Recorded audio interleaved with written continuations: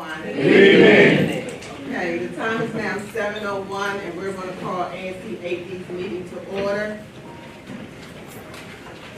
Before we get started, if everyone can silence their cell phones.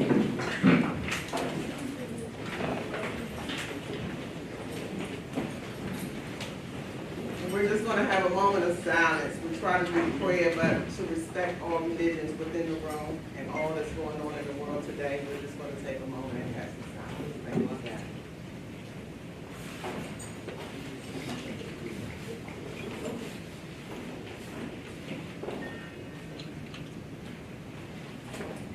Thank you. Commissioner Carmen, roll call. Commissioner Glenn? Here. Commissioner Armstead? Here. Commissioner Mobley? Here. Commissioner Henderson? Here. Commissioner Carmen? And Madam Chair, Commissioner Hill is here. Yes, we have a form. Thanks, Commissioner Carmen. The reading and approval of the minutes. Commissioner Carmen? Madam Chair, I would like to make a motion to accept the minutes for May 23rd, 2019. I gave everybody hard copies and also sent the document. A motion was made to accept the May 2019 minutes. Do I have a second? Any discussion? The motion was made in second with no discussion. All in favor, signify by saying aye. Aye. All opposed? The ayes have it and the motion passed. Madam Chair, the treasurer's report, Mr. Jordan is not here today, and he did not send his report, so I would say in July he will come with his May and June minutes. Let the record state that Mr. Jordan is out. And he's just not away right now. He's actually ill at this time. And he will bring the May minutes, the May and the June minutes. Well, church report in July. Thank you, Mr. Conlon.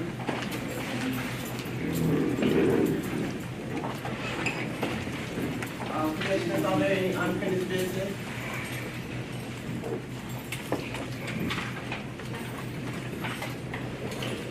Any new business?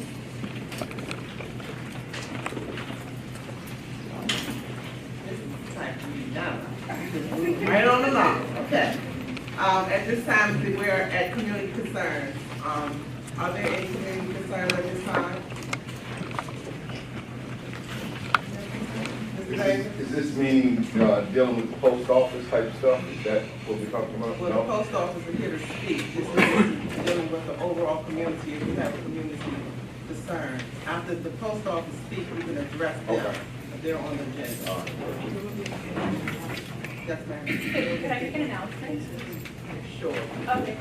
My name is Hannah. I'm from the Washington Area Bicyclist Association. You have to talk up. We're recording the meeting. Come up there. No, just talk up. We're recording the meeting. I'm from the Washington Area Bicyclist Association, and we've been holding monthly meetings for Ward 8 traffic safety. And the next one is July 11th at Bellevue. Therapy, And 5700. we talk about Karen Young, 5700. walking, biking, and driving safety.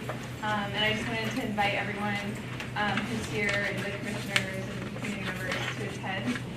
It's at 6:30, and we have refreshments and drinks, and kids are welcome. We always have an activity for kids. But we do things like we put on a site visit with some of the commissioners about a week ago, and we walked from South Capitol and MLK down to South Capitol and Atlantic and looked at, you know, what infrastructure is there and the challenges for people to cross the street or speeding drivers or where kids are trying to walk to school, and we bring DDOT out. But anyway, I put some flyers back here and please feel free to attend. Thank you. Thanks. Yes, ma'am. Good evening, everybody. My name is Elisa Head. I'm president of the Vista Garden Tenant Association right up here at Wingate. And I just want to let the community know, I have partnered with USDA to feed children from 19 and below lunch between 11:30 and 12:30, and on Monday through Friday, and then snack from 3:30 to 4:30. This is every day, Monday through Friday. Just come through the front door, sign in security, bring the kids on in. We have food out, all different healthy food, fruits and vegetables and stuff like that. And this is we're going into our 3rd week, and it's a blast. We've had like so far 75 children that we've been feeding. So bring your kids out, send them down. My motto is I don't want any child or an adult to go to bed hungry. So as long as I'm within this ward, everybody's going to be fed. Okay? Are there any other community concerns? Just concerns. This has to be a concern. Let me just make note. We have a full agenda tonight.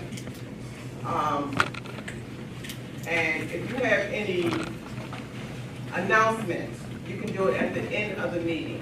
However, I want to respect our agenda and respect people's time right now tonight. So if it's an announcement, please do it at the end. If it's a concern, like my weeds are so high, I need them cut, and you want us to address them, those are the times that you can talk through community concerns. So if there's any concerns, please, Mr. Davis. Yeah, I'm concerned, I'm not exactly sure, I heard a lot of rumors, maybe you can clarify. There's so many police MPD officers on the corridor of 6th from Southern to Chesapeake to 4th from Chesapeake. I mean, loads and loads of police officers. What's going on? The community asked for presence due to the shooting that happened at Henry, due to the shooting that happened on 4th Street, due to the shootings that's happening on Southern Avenue.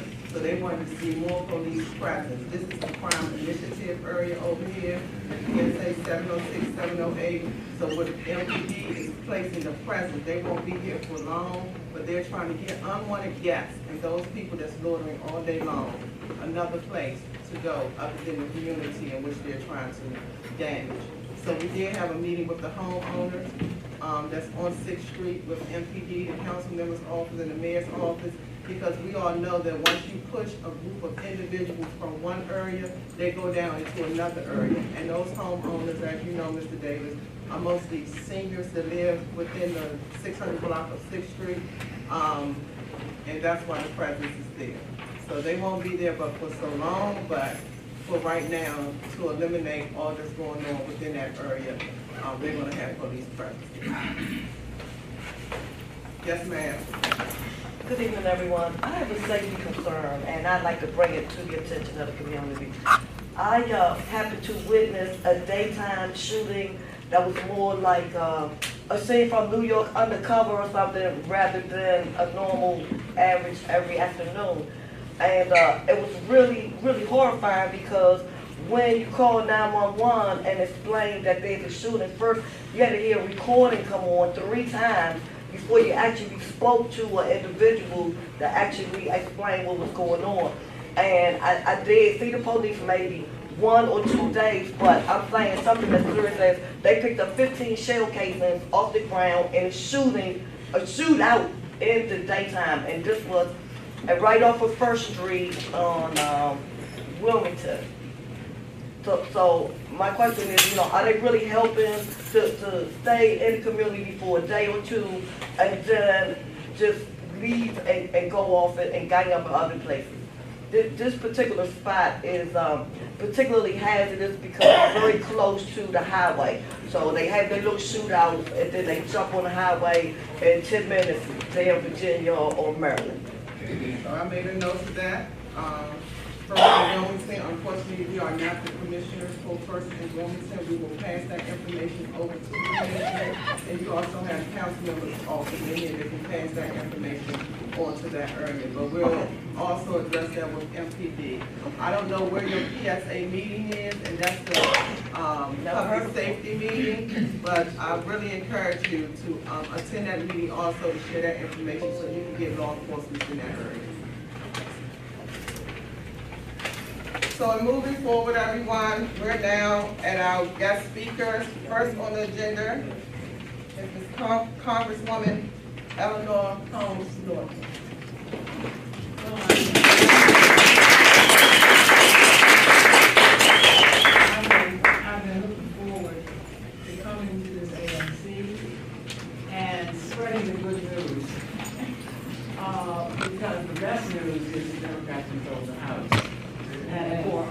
that is more important than for any Americans. The reason is that the Republicans in the House are essentially trying to use DC as a foil. And they try to do everything from take away our guns, our gun safety laws, to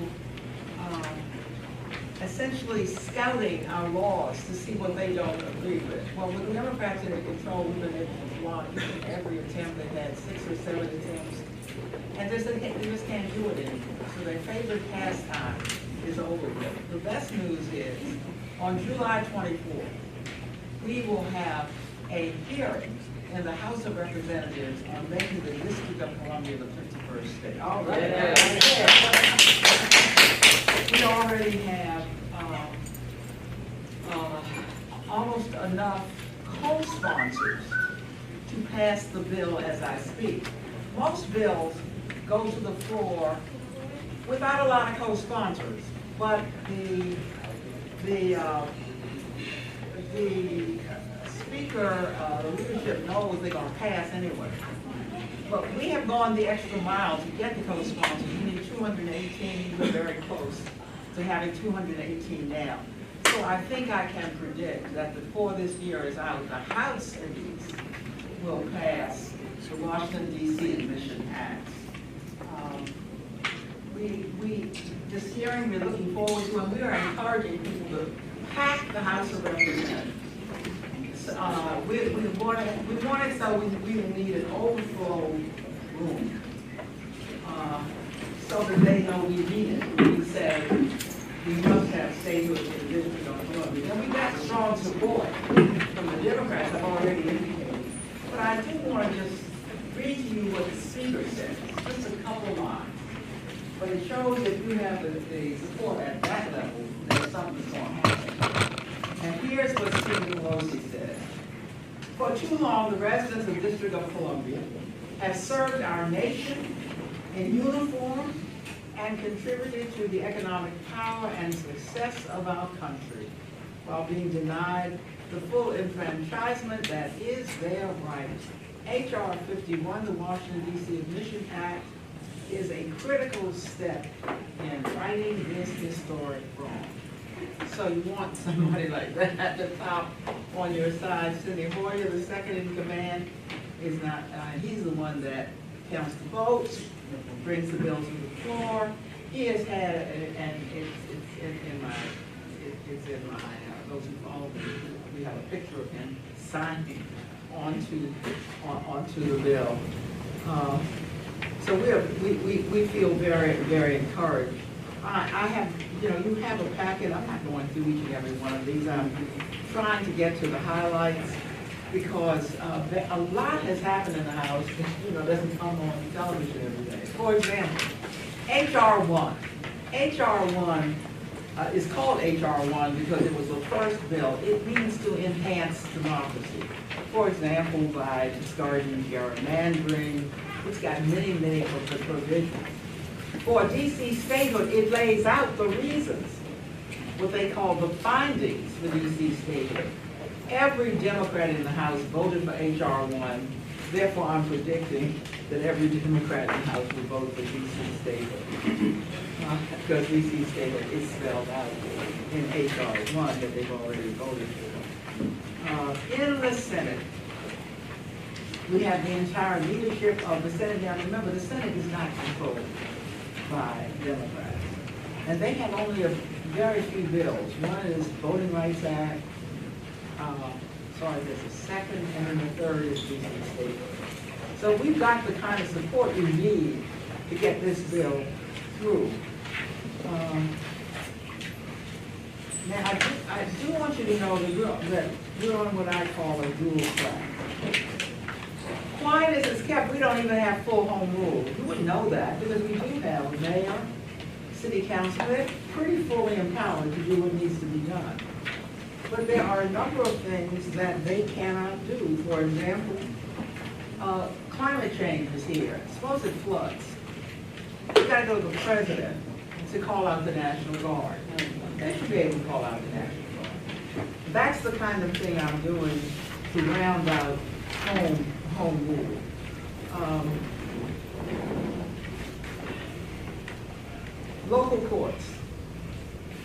statehood to get control of your local courts. And so while I'm trying to get statehood, I'm trying to fill in these gaps that are important to us for home rule. Now, I do want you to know about the legislation we have. I have never said to my constituents, well, when we get statehood or when we get home rule, I'll be able to get bills out. So I want you to know that that's not what it takes. It is true that the Republicans have been in charge of the House for most of my service in the country, in the Congress. So I have had to learn to work with them. Obviously, don't want to do most of what I want to do, but I have been able to get bills passed in the Congress, working with Republicans. Now, the best evidence of that is there is a organization of academics. It's called the Center for Effective Lawmaking. It ranks members based on whether they get bills passed. And it's called the Center for Effective Lawmaking, and it has made your congresswoman the most effective House Democrat in the last Congress. And I would like to know what it said. The center said Norton's ranking is noteworthy because she is a non-voting member, meaning that she's had to get her bills through the House without having to vote on the House. I should inform you that I do have the vote in the Committee of the Whole. Sometimes we vote in the Committee of the Whole. But more often, when the votes are taken, even though it'll be a DC bill, everybody can vote on it except yours truly. Wow. So when I'm trying to get bills through the House, I've got to get them through, and I can't say, well, since I can't vote on them, I can't get them through. I have found ways to get the bills through. For example, of course, we're in the majority now. There are no anti-home rule riders. We call them riders. They tried to put at least 6 or 7 on our bills. We were able to stop them all. Some of you may have children or grandchildren on DC tag, tuition access grants. This has been very important for the district. You remember when the district went insolvent? I couldn't get money for the district when the district was insolvent. So there are a number of things I was able to get. One was a $5,000 home buyer credit, which started people to buy houses in the district of Columbia, remaining in the district of Columbia. But another was DC tag. Another reason people moved out of the district is that if you move to Maryland or Virginia, you can go to great state colleges and universities and pay what they call low in-state tuition. So my bill, DC Tuition Access Grant, allows you to go to any state-supported institution in the United States, and we, the federal government, will give you $10,000 toward state tuition, and most state colleges don't cost more than $10,000. Now, University of Virginia does, but if you get $10,000 of it, then it costs $1,500 or $1,800, you can see you're home free. By the way, I usually ask people, and they usually take me up on it. I'm not here lecturing on what I've done in the district, and if you just wait until I'm through, you might forget what you were going to say.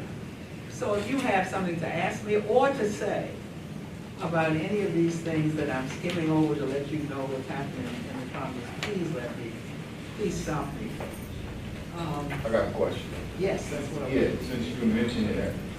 Another thing that I think the district needs to look at is that veterans who have served, combat or otherwise, do not get benefits that states get. Maryland, Virginia, for instance, homeowners, taxes. In Maryland, state of Maryland, a veteran, a combat veteran, does not have to pay taxes, state taxes. That's just some of the benefits that. They don't have to pay any state taxes? If you have 100%, there are no taxes. In the district, they don't have it. And then Well, but that, I hope there's somebody from some staff member from the district here. The Congress can't do that. Right. DC would have to do that. Okay. And then other But benefits. I'm surprised, DC is very progressive. Right. And if they say no, if you own a home, is that right? If you That's own a right. home, That's right. you don't have to pay taxes on, DC taxes on home ownership. No, that is DC, it's Maryland. I'm just Yeah. saying. When you mentioned some of the reasons why people are moving, that's what prompted me to say that. And then along with the colleges and stuff like you say, too. So I didn't know if that was in your opinion now. Well, but that's a very good, important thing you to bring out, and I think you people directed to the district to see what they can do that is harmful, Right. since the Congress can't do that. $150 million for WMATA funding, let me tell you what that's important. We got $1.5 billion for 10 years, because WMATA was so dilapidated, we needed another 10 years. We got the first $150 million of that, so we were able to get that through, and by the way, we were able to get that through, I was in the minority. There's just a few more of these, neighborhood parks. Got a lot of parks out here. We are able to get some support for neighborhood parks. I'm gonna be having meetings in the community probably three or four times a year to find out what we should be doing in the parks. And the reason I do that is because almost all of our parks are owned by the National Park Service, not the DC government. So I want to meet with people to find what they want done to their parks. Yes, ma'am. So when we do finally get statehood, will we lose these programs like DC Tag? You may. That is an awfully good question, because we got it at a time when we were insolvent, and if we get good enough to get statehood, by the way, the district is in terms of taking in money, doing very well now. It's got, what is it, something $1 billion surplus. How much? Yeah. Considerable. I don't know if you have airplane or helicopter noise out here. Definitely. Yeah, I got it going on that, because I had complaints from that. I've just gotten an amendment through directing FAA to prioritize combating airplane and helicopter noise. I'm having a GAO study done, so we know exactly where it's coming from. Because I've been getting these complaints, and I remember some from Southwest. Please. We have a question in the audience. Ms. Norris, I have a question for, when the district was incorporated as a municipality, how did they ever pass to the citizenship then at that time to not have a vote? I mean, collectively, the district has more income, more resources than, and provides more taxes than a lot of actual states for land-wise and what we contribute. How did that mentality, I mean, that's my question. Many of us argue that the framers never meant that the district would not have the same rights as everybody else. No taxation without representation. Okay. We went to war on that. But that's how it got construed for almost 200, for more than 200 years. But yeah, for all this time, which is why we're having to go for statehood. But you're right, our city is has about the same population as 7 states. We have more population than 2 states. And we've got a surplus bigger than about 20 states. So your point is well made. I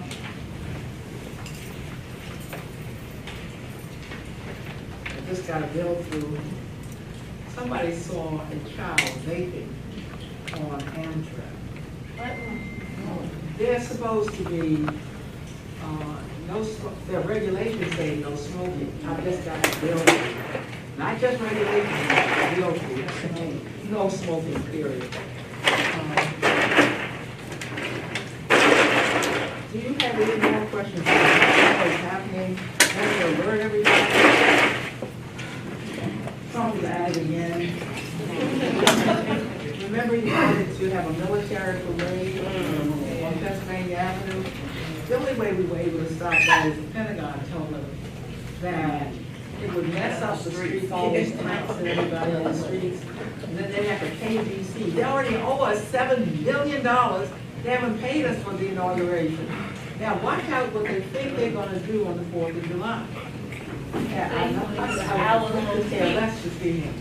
What they're doing in the 4th of July begins at noon, goes through to the evening.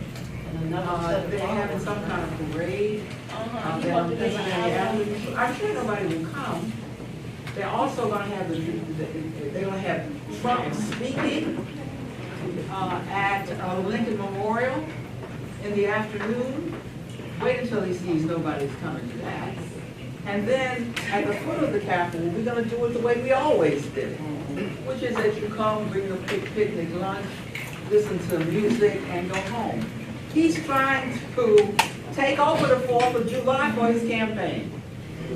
And it's never been done before. It's going to be a terrible headache for security officials.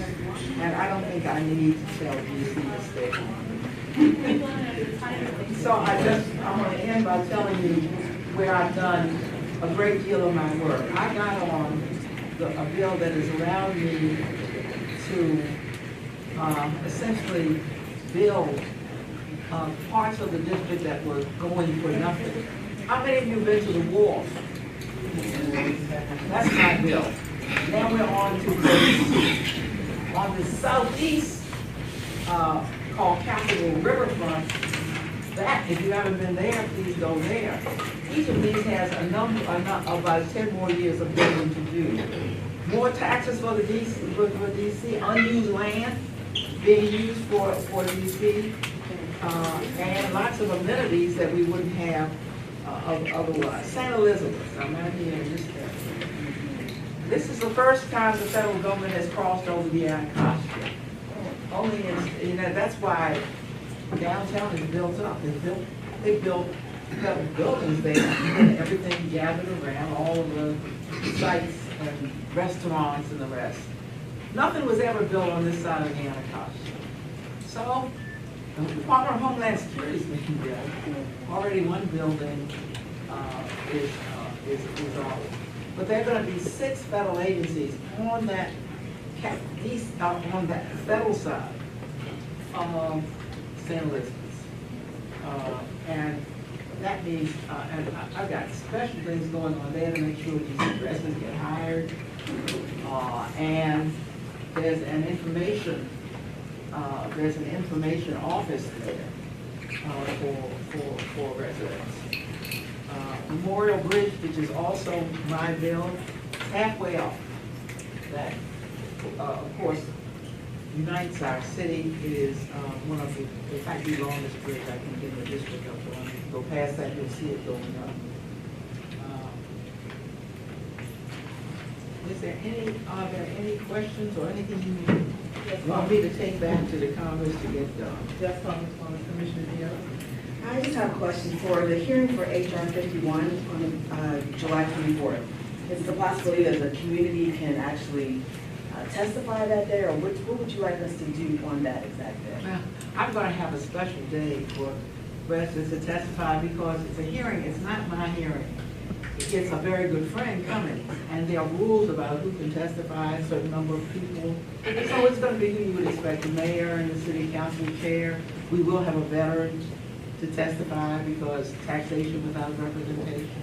But we're going to have, because I can't have residents, which is who I love everybody to hear from, we're going to have special meeting for residents to be able to speak up about what they think about the statehood and why the district can at least have statehood from their point of view. Thank you very much. Mr. Davis?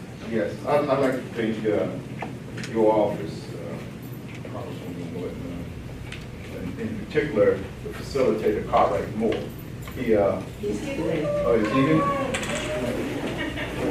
Okay. Stand up, Cartwright. Yeah, okay. How you doing? Okay.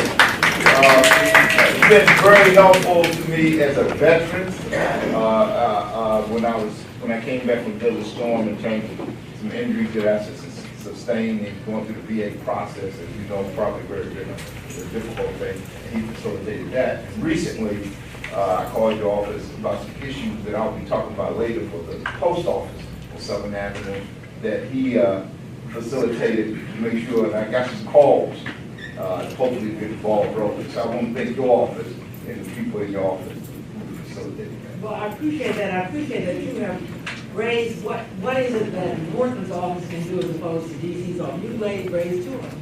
Veterans, that's certainly one. And if you want, there's something in your packet which has the kinds of things Norton does as the representative. It has to involve federal agency in some form or fashion. Turns out a lot involves federal agencies. Now, I also want you to know, people call our office. Sometimes they'll call our office about DC matters. Well, we don't say, okay, why don't you call DC? We then pick that person up. I mean, while you're on the phone, we will have you connected to the appropriate DC office. And you can imagine why people call our office. Because, it's in DC. So, although I indicate that we do not handle DC matters, that doesn't mean we don't facilitate you getting help on DC matters.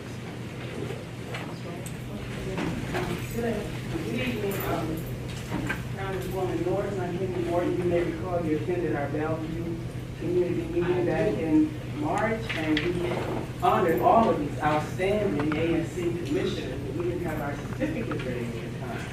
We do have them now, and the chairperson will present them. If the other members would like to come forward to a present, come down to while we just make the presentation, that would be very helpful. And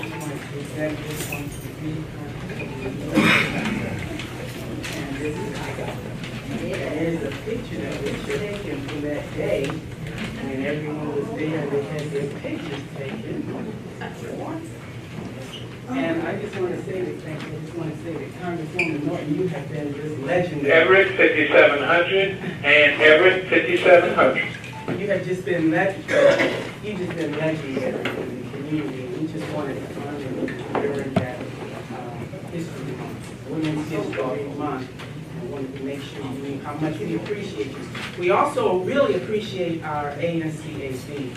I don't know if you know it, our Congresswoman Norton, but this is one of the best run ANCs. Look at all these people here. Absolutely.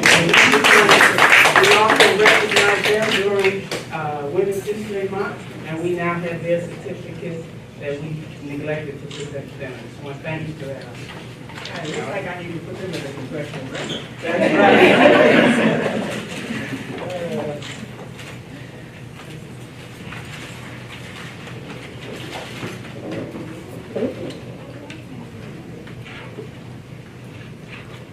Does anybody have anything further for me? Thank you very much for having me.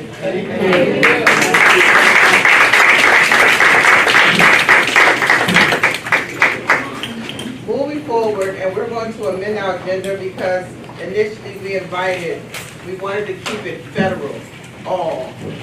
And some people really didn't respond quick enough, and then they responded, so we want to respect everyone's time. So we're going to amend our agenda, place individuals in the agenda, but we're going to move it quickly forward. Now, I want to be honest. No, I did not hit my gavel on the Congress one. You know I'm not going to do that. But we are on a time-sensitive schedule, so please respect the time limit that you have. I know community residents have questions and concerns about a lot of things that's going on in the community with the guests that's here, but I will be hitting my gavel from this point on, out of love. So next on the agenda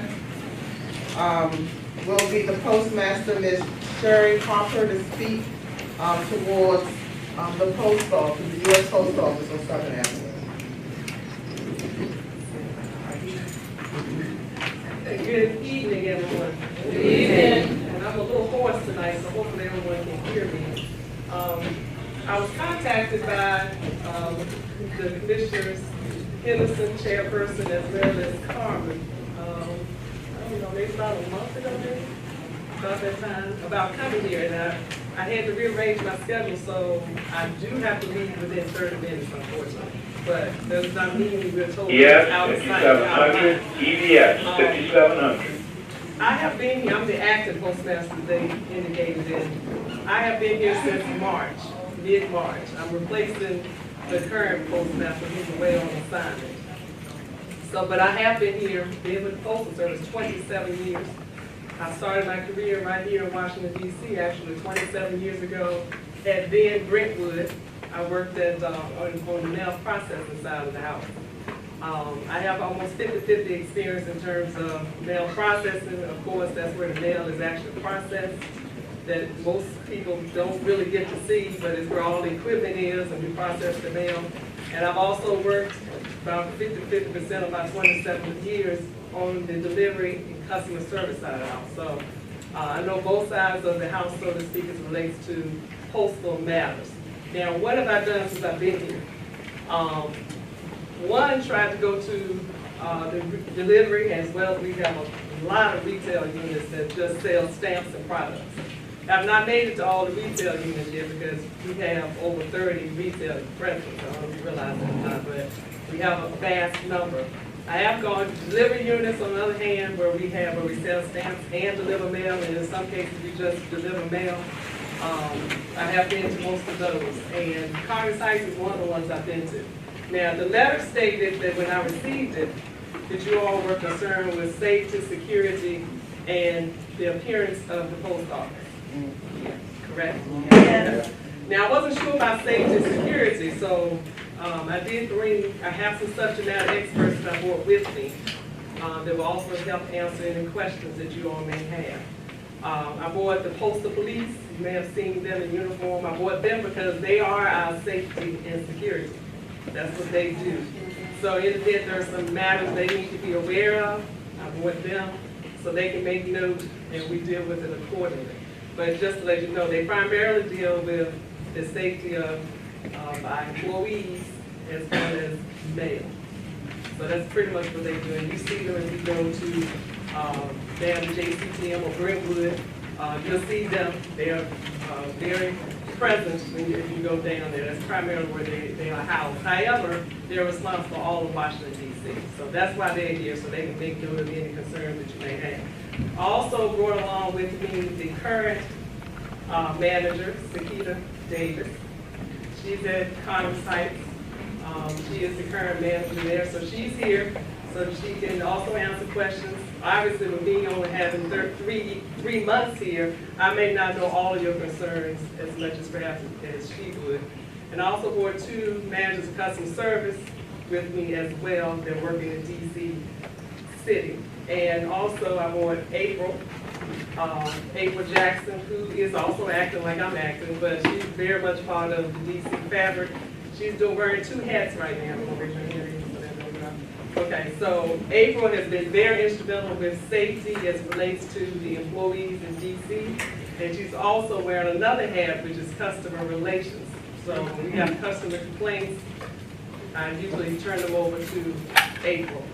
So what I'd like to go over at this point is what have we been doing? What have I been doing as it relates to Congress Heights? And I don't know if you all have driven by Congress Heights recently. Have anybody driven by? No. Okay. Well, if you do, you should have seen some improvement with Congress Heights, and it's still a work in progress. We are not finished. April and I went together, as a matter of fact, and I saw some things that I wanted to fix. And we are, of course, with the Postal Service, I have to go through getting funds, just like any other quasi-government. But we have a lot of paperwork we have to go through. So I have to request funds and get it approved, of course. But we have started the work, so that's the good news. I did manage to get some funds, and we started some of the work. And what I noticed, and I don't know if you all noticed it, or you may have something else, this is just my list, and this is what we have started working on. Restriping the parking lot. The parking lot has been striped, and restriped rather, including the handicap. You know, we had, the handicap sign that's on the pavement. If you go by Congress Heights, that's been repainted. So that's very visible to our customers that come into the parking lot. We have a stop sign in the customer lot, but it was covered with trees, limbs or whatever. So we've got a new stop sign, and it's not coming. So that's good news with that. Landscaping is a work in progress, and we have started that, but we're not near where we want to be with that. We did hire a contractor to come in, and they have started to go into the customer lot. They have cut down a lot of the overgrown trees that you may have seen. They also have done some work with in the employee area, but not as much with the employee area, because you know there's a retaining wall in the back. I don't know if you all noticed that. That's something they have to do on the weekends, because we can't have our employees parked out there. So they were planning to start on that this weekend. But they have already started, like I said. If you haven't been, you'll see some improvement. The grass is, I will admit, grass is not quite where it needs to be, because our lawnmower broke. So today we got a lawnmower. So I expect, Sakita's already promised me she's gonna have it grass mowed tomorrow, weather permits. So we are and going to maintain what we've done. Again, the tree removals, and I'm gonna have April come up and go in more detail so you know exactly what I'm talking about. We also power wash the customer entrance area as you come in up the steps. We power wash that area, so you should see a noticeable improvement if you come to the office. Again, the overgrown vegetation, we have already done some, but we still have some to do, and we will continue through the weekend. Again, when our employees are not parked out there, we don't want to damage anybody's vehicle. So we will commence with that.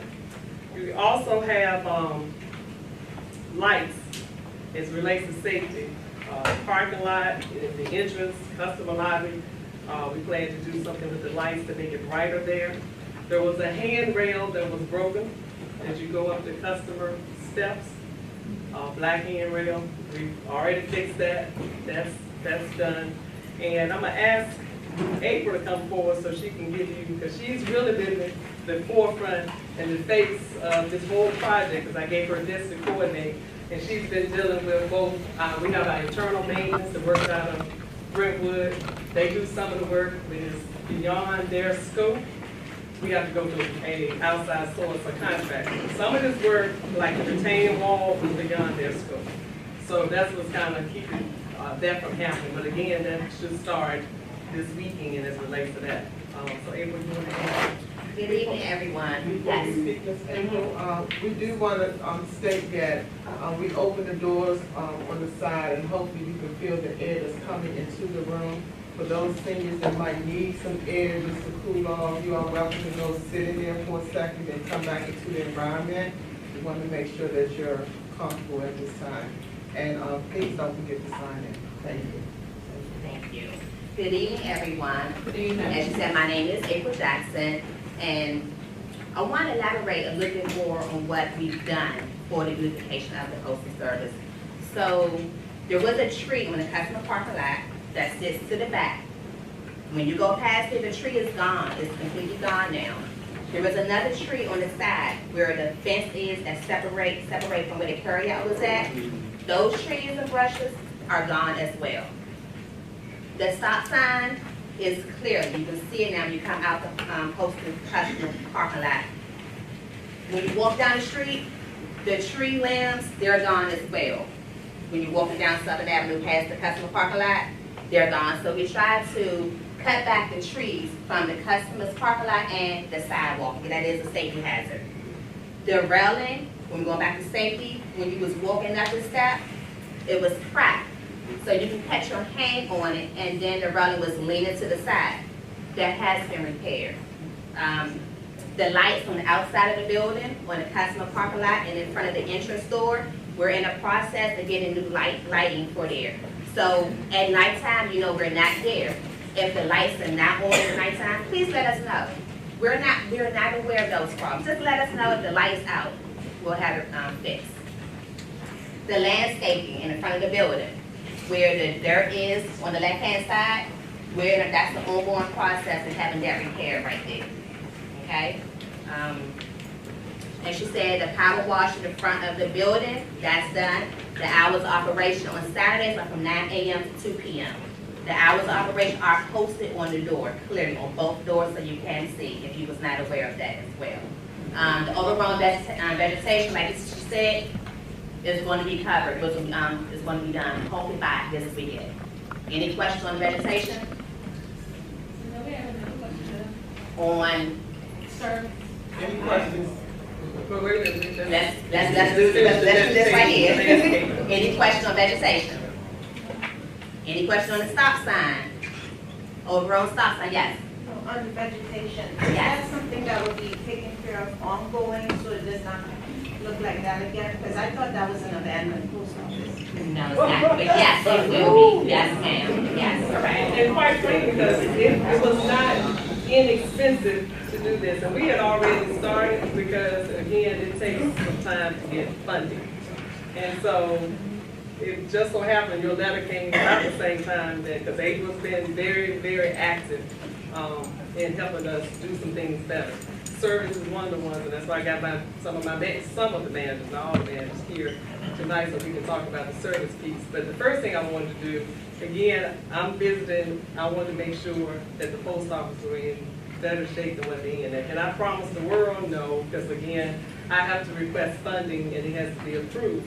But we did see there was a need at Congress Heights, and so therefore we started with that project, and we'll be finishing shortly. The dirt that she's referring to as you come out, April and I had lots of conversations regarding what we want to do there. One thing, we talked about a variety of things. I was a little concerned about an event, because I've experienced this personally. If someone drops a cigarette butt into lumps, sometimes that causes a fire. We've had to just extinguish fires when that happens. And with us not being there 24 hours, that was a little bit of concern. So we're working through, and that's kind of what's delayed, we're working through what would be the best thing to put there to prevent any other safety issue from arising. So that's kind of what we're working on with that. Mr. Davis, you respond? Yeah, I hope there's a new team that's doing some of that maintenance, because within the last 30 days, I went down there, and the grass, the weeds that were really tall around the perimeter, somebody cut it and then left it on the sidewalk as you, from the park lot, to the point it grew old and turned brown. So I'm just hoping that, we'll get that cleaned up. Yeah. Where the old growth was cut. Yeah. Whoever cut the grass around the parking lot edge, cut it and left the weeds and stuff on the sidewalk where it turned brown. Yeah, not good. And Sakita, to her defense, she's been away. She was in another post office, and she just returned within the last. So therefore, she's hearing your concerns, that's why she's here. So I'm sure Sakita will make sure that's taken back, because that's just not your business. You're gonna cut the grass, do the whole job. So she will be ensuring that that's done and maintained. Ms. Bond, Mr. Hill. Good evening. Going back to your funding statement, can you explain how that works so that there's no maintenance fund for each post office or post office? Yeah. Because you keep saying you have to request funding. Well, this was additional funding over and beyond what we normally have. Yes, Congress Heights has a budget. Congress Heights has a custodian that works there, so obviously that's funded. However, the work that we had done, we have a maintenance department. So whenever there's work to be done, we give maintenance the first shot at doing the work. So they come out, just like a contractor would, they would come out and look at the work and say, okay, this is something that's within our scope, we'll dispatch our people over to do it. So that takes a little time to do.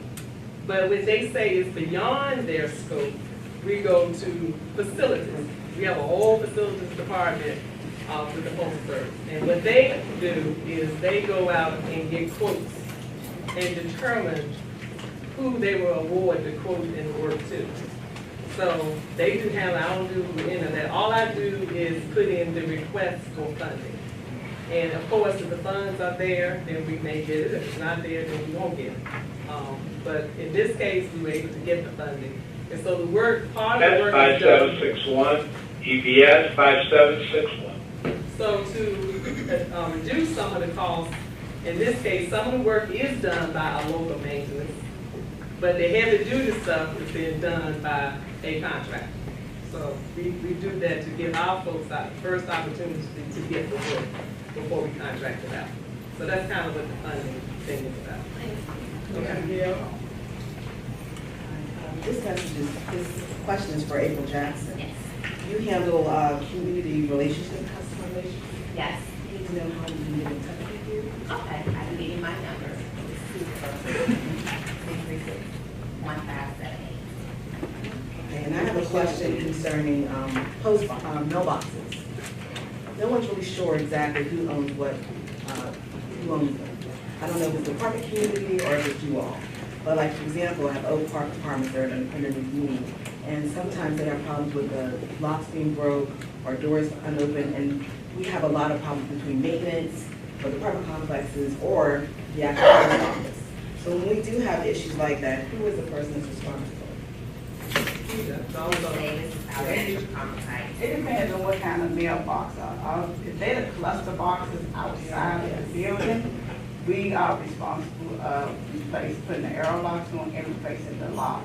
If something wrong with the box itself, whoever owns the development, they're responsible of replacing the whole box. So we just do the locks. Well, it's okay, you can bring your team up, because I see the hands are going up. Okay. Ask questions, I had to add 5 extra minutes to your time. But we're gonna have to, we're gonna get everybody in, but, we're gonna go in this order. I saw Ms. Jones, Ms. Carmen, and then I see you, Mr. Davis. Okay. Ms. Jones, Ms. Carmen, Ms. Brown, Mr. Davis, and then Ms. Johnson. Ms. Johnson. We're gonna keep it in that order. You have the floor. Well, some of mine may go back through time, but because of bad customer service, I tend to mostly go to Oxon Hill and Livingston Road. Even, let's say within the last, I had to go there to do a package maybe a year or so ago. If you have a differences with someone in your window, I mean, they're ghetto with you. They're not professional. Oh, you don't have any tape? I didn't know that you all didn't have tape. I'm used to dealing with the FedEx. And so I said, oh, you know, I really didn't know that you didn't have tape anymore. She got smart with me about it. She was saying, ma'am, I'm sorry, blah, blah, blah. She got smart, gave me lip. You know, so, and some time ago, my mailbox was broke. I live in a, what do you call it, a rental complex. And it was through no fault of mine. I think somebody had tried the box or something. And I want to say it took me like 8 months, some ridiculously long time to get it fixed. And your people were not fixing it. I even dealt with the postmaster. You know when it finally got fixed? When I wrote, emailed the head honcho, then it was fixed like that. So I just, you know, your people really need to be customer service oriented, talk to people nicely, don't act ghetto, be professional. Thank you. And we'll take that feedback back. And like I said, since I've been here, one of the things that, and I understand what you're saying, and I've had several meetings, particularly with our lead clerks. We have lead clerks just about in every delivery unit as well as retail. And I've had, and I send out daily correspondence to our clerks, because one of the things I try to instill in them is the customer first, always. Customer first. Secondly, and I say it this way, we should be happy to have the customers grace our presence. And I say that because, as you all know, we don't have a monopoly in the postal service anymore. We have stiff competition. And I gave them a case in point where just where I live, there's a Walmart that just opened a FedEx office, and right down the street there's a UPS, and then there's a post office. So customers have the ability to go to other places. Yeah, we have options. Right, we have options. So we need to recognize that, and that's part of what I'm doing, is trying to change that mindset, so to speak. And one of the things we're also doing, we are having people that they don't know go mail something, but then they're postal employees. That I've sent out, just call them kind of a mystery shopper, if you maybe that concept. So that although we have that program that we have outsiders do, I also send internal people to mail, so I can get feedback on what's done or what's not being done. And in case in point, if we fail in that, I bring the SSA responsible, we call them sales and y'all have the Sales and Service Association, SSAs, I bring them in along with their lead clerk, who is kind of quasi supervisor, because all retail units, as you know, don't have supervisors right on site. I bring them in, I bring the supervisor and manager in, because I go through that, because I take that very seriously. We go through what they didn't do and what they should have done. And then, of course, at the last resort, there's always accountability attached to it. Excuse me, one more, hold up, Ms. Jones, because we have an order. I can come back to you once the order is gone through. I want to stay in my order. Okay, my concerns are, there's only one clerk there at all times. Okay, Connie, how you say? The elderly are treated badly. The space is small, and mail delivery is off and in that order. I don't get mail until 5 o'clock in the afternoon. It makes no sense. It makes no sense to treat our seniors the way they're being treated at that post office. You should have a line for seniors and I guess a line for regular people. Because, you know, usually around the first of the month, that's when most of them come out, when they come out early. But some are on crutches and wheelchairs and the like. And they're still treated the same way by the same lady that's been there as long as we've been inside. That's ridiculous. That's just ridiculous. And at some point, I think you may have been a male character. Bell Street. Oh, no, I like her. But anyway, we never get our mail. What street is that? No. Nothing? The 434 building that hangs off. That's ridiculous. Mr. Davis? Okay, yeah, I sent in a complaint. You know, one thing about trying to get the postmaster general, his office or her office, the postal inspector, his office or her office, is off the hook. You can't get in contact with nobody. That shouldn't happen. Okay, and even if you can leave a message, you don't get a return call. That's piss poor to me. I was having a problem at the Commerce Heights from January to about April. No mail, federal checks, which I know I should be getting, were not coming or missing. I had to go through the whole process to get that. Utility bills weren't coming. So something was up. I don't know what it was. But then this young lady right here, April, I believe Congresswoman Norton's office may have contacted the post office. I don't know how it occurred, but the young lady, April here, I need to commend. She is absolutely great. She is on time, she's professional, she's courteous, and she knows what's going on, and she gets it done and get it going. So I am starting to receive mail again. So that's good. I have a post box and all that, so that should happen. The other person I like to think is a courier, Mo. Our courier in the area, when he's there, I know he's been had some illnesses lately, but he's good. But also, a lot of times I mail, I used to live on Galveston Place, and there's a Galveston Street. So the mails would a lot of times get mixed up and get reversed a lot of times. And normally that occurs supposedly when you have a sub-courier. But I also agree with other people have said in here, the staff in there needs to be retrained or retooled in terms of courteousness and professionalism. You need to have some more staff in there, no doubt. That one does not do it. There's a lot of cursing and carrying on, always going on there. Don't be that guy, well, I got this. And then, you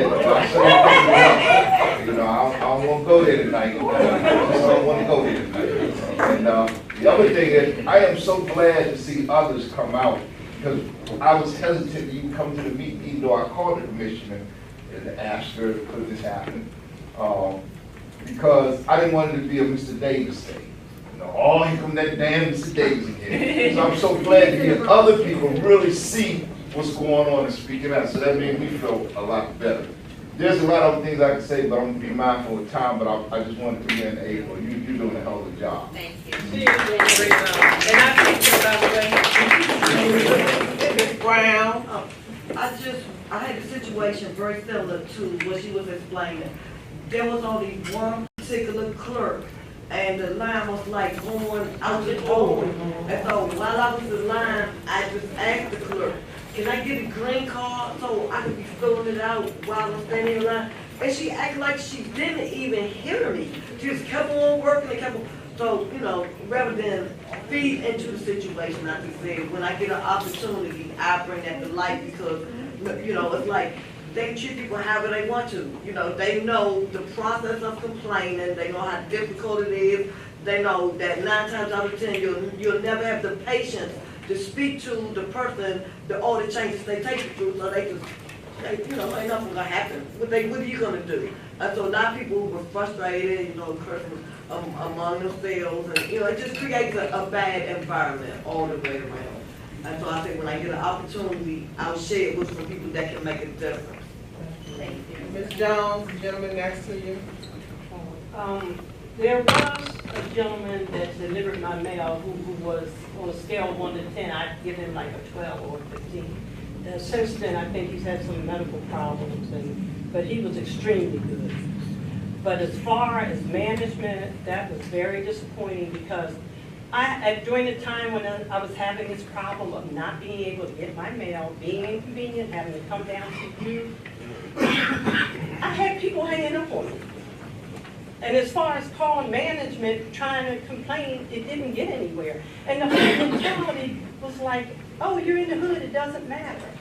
And that was very disgusting and disturbing to me. And nobody should be treated like that, and it's the federal government, and it's totally unacceptable. But it's like, my complaint is I live on the 800 block of Chesapeake Street, and I was just this week, twice this week, the carrier has left every gate. We have a rural home.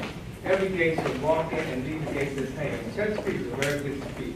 The youngins will come and slam my gate or pull it off if they do not put it back on the mat. And I said something to the because a young lady, just this week, I said something to her. She just threw her head back and kept on walking. It's just, and this is this week, but it's happened some time ago, but all of a sudden this week.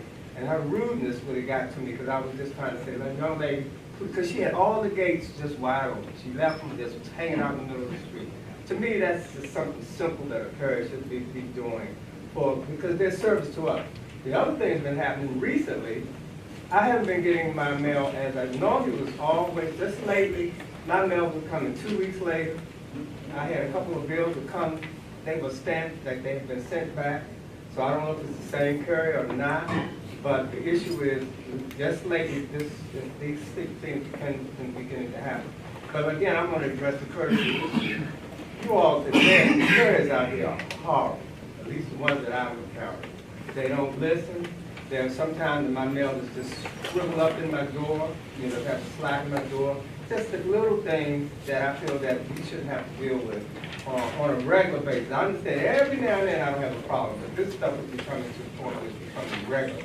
But definitely address whatever carries on the 800 block of Chesapeake Street. I don't know what she thinks she's doing, but she is not, she really, the truck officer should be fired. That's if I was her boss, I would fire her. We're going to take 3 more. We're going to wrap it up. Oh, Lord. Okay.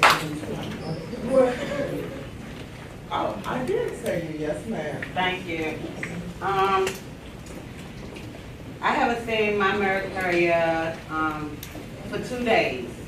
I asked my neighbors, you know, because I'm waiting for a very important package. And I asked them, I said, anybody seen the neighbors, the mailman? No one said, no, they haven't showed up in 2 days. I called my commissioner, Laverne Glenn, yesterday, and she was on it. And all of a sudden today, he shows up. But when he shows up, he come and he bring one mail and he said he can't get in. But see, the mailman has keys to all the buildings, you know what I mean, to get in. So I was like, no, I said, and I tracked my packages so I have a tracking device on. And he said, oh, I left them around the corner in the truck. And I said, well, why wouldn't, if you're here, why wouldn't you bring my packages to me? He said, oh, well, when I finish my route, I'll bring it back to you. It began to rain. I went into the mail truck, gave him my ID, and I asked him for my package. He gave me one. I said, no, it's 2 packages, you know. And he said, oh, well, let me go in here and search for it, or whatever. Then my second package come out.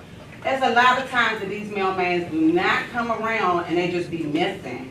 And then half of the time when you walk past it, they trucks smell like marijuana, you know? So y'all really need to like do something about child mail carriers. It's in this area. I don't care what they think about our area, their job is their job. Thank you. What street is that? Oh, I'm on South Capitol, straight on South Capitol. I'm on a 4400 block. Ms. Bond, Thank you. Mr. Harrington, young lady up front, Commissioner Dio, Glenn, and Armstead, and Carmen, and Commissioner Connie Mosley is gonna rock it up. It's been a long day, and these are a lot of questions right now.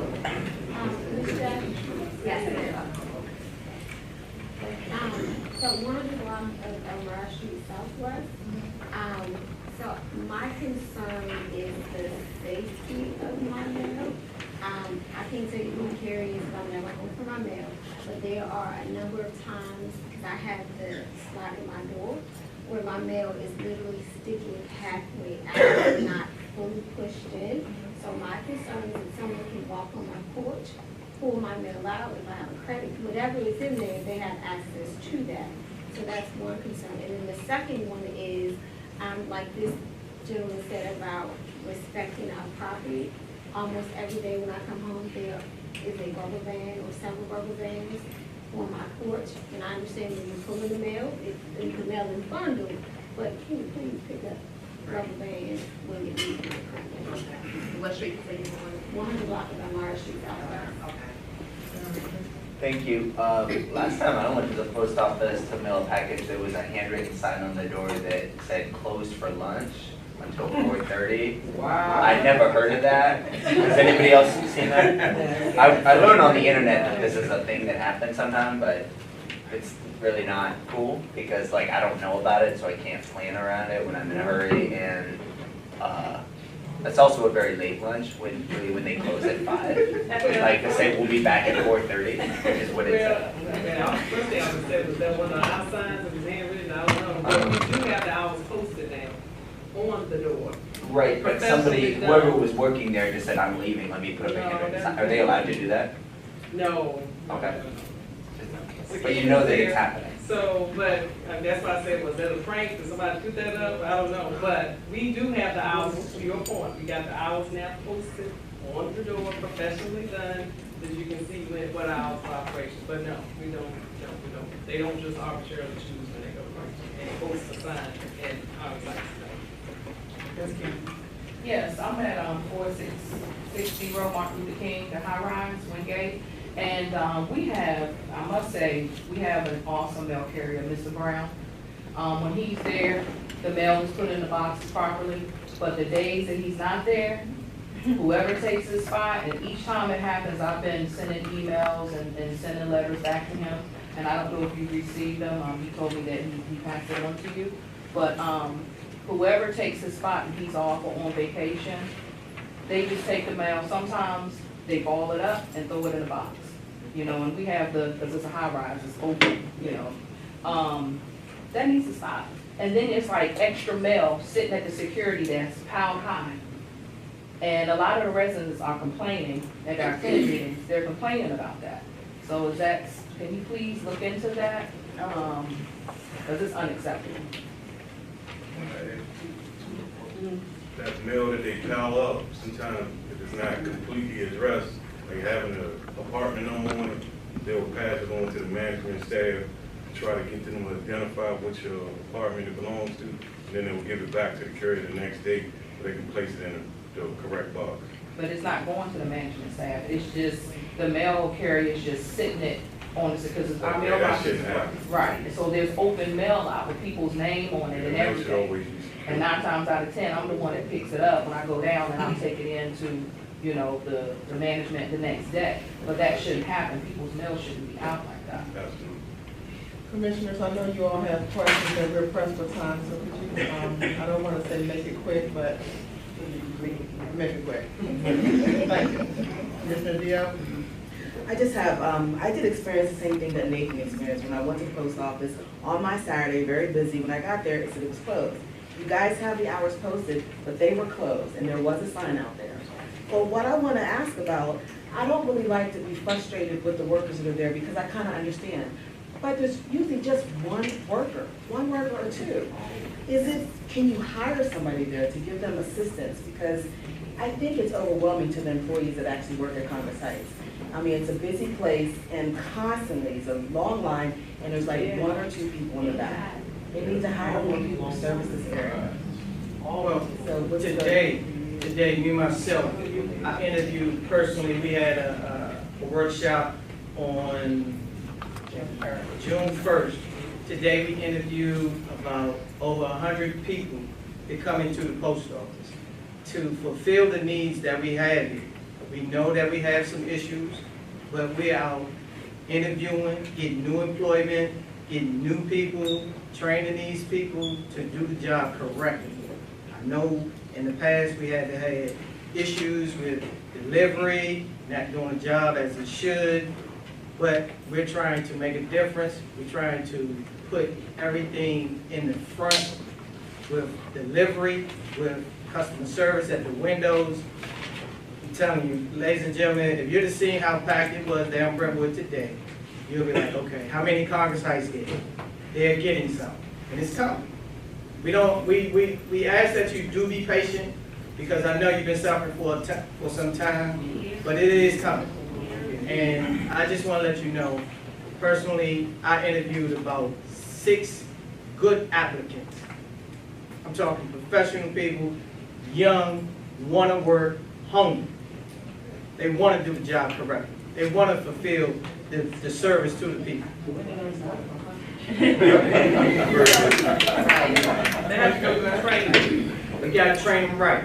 And if we show them right, it's going to come out. It's going to come out in the service. It's going to come out in the service. Commissioner Glenn? Okay, I'll make it quick. I want to piggyback on not receiving mail.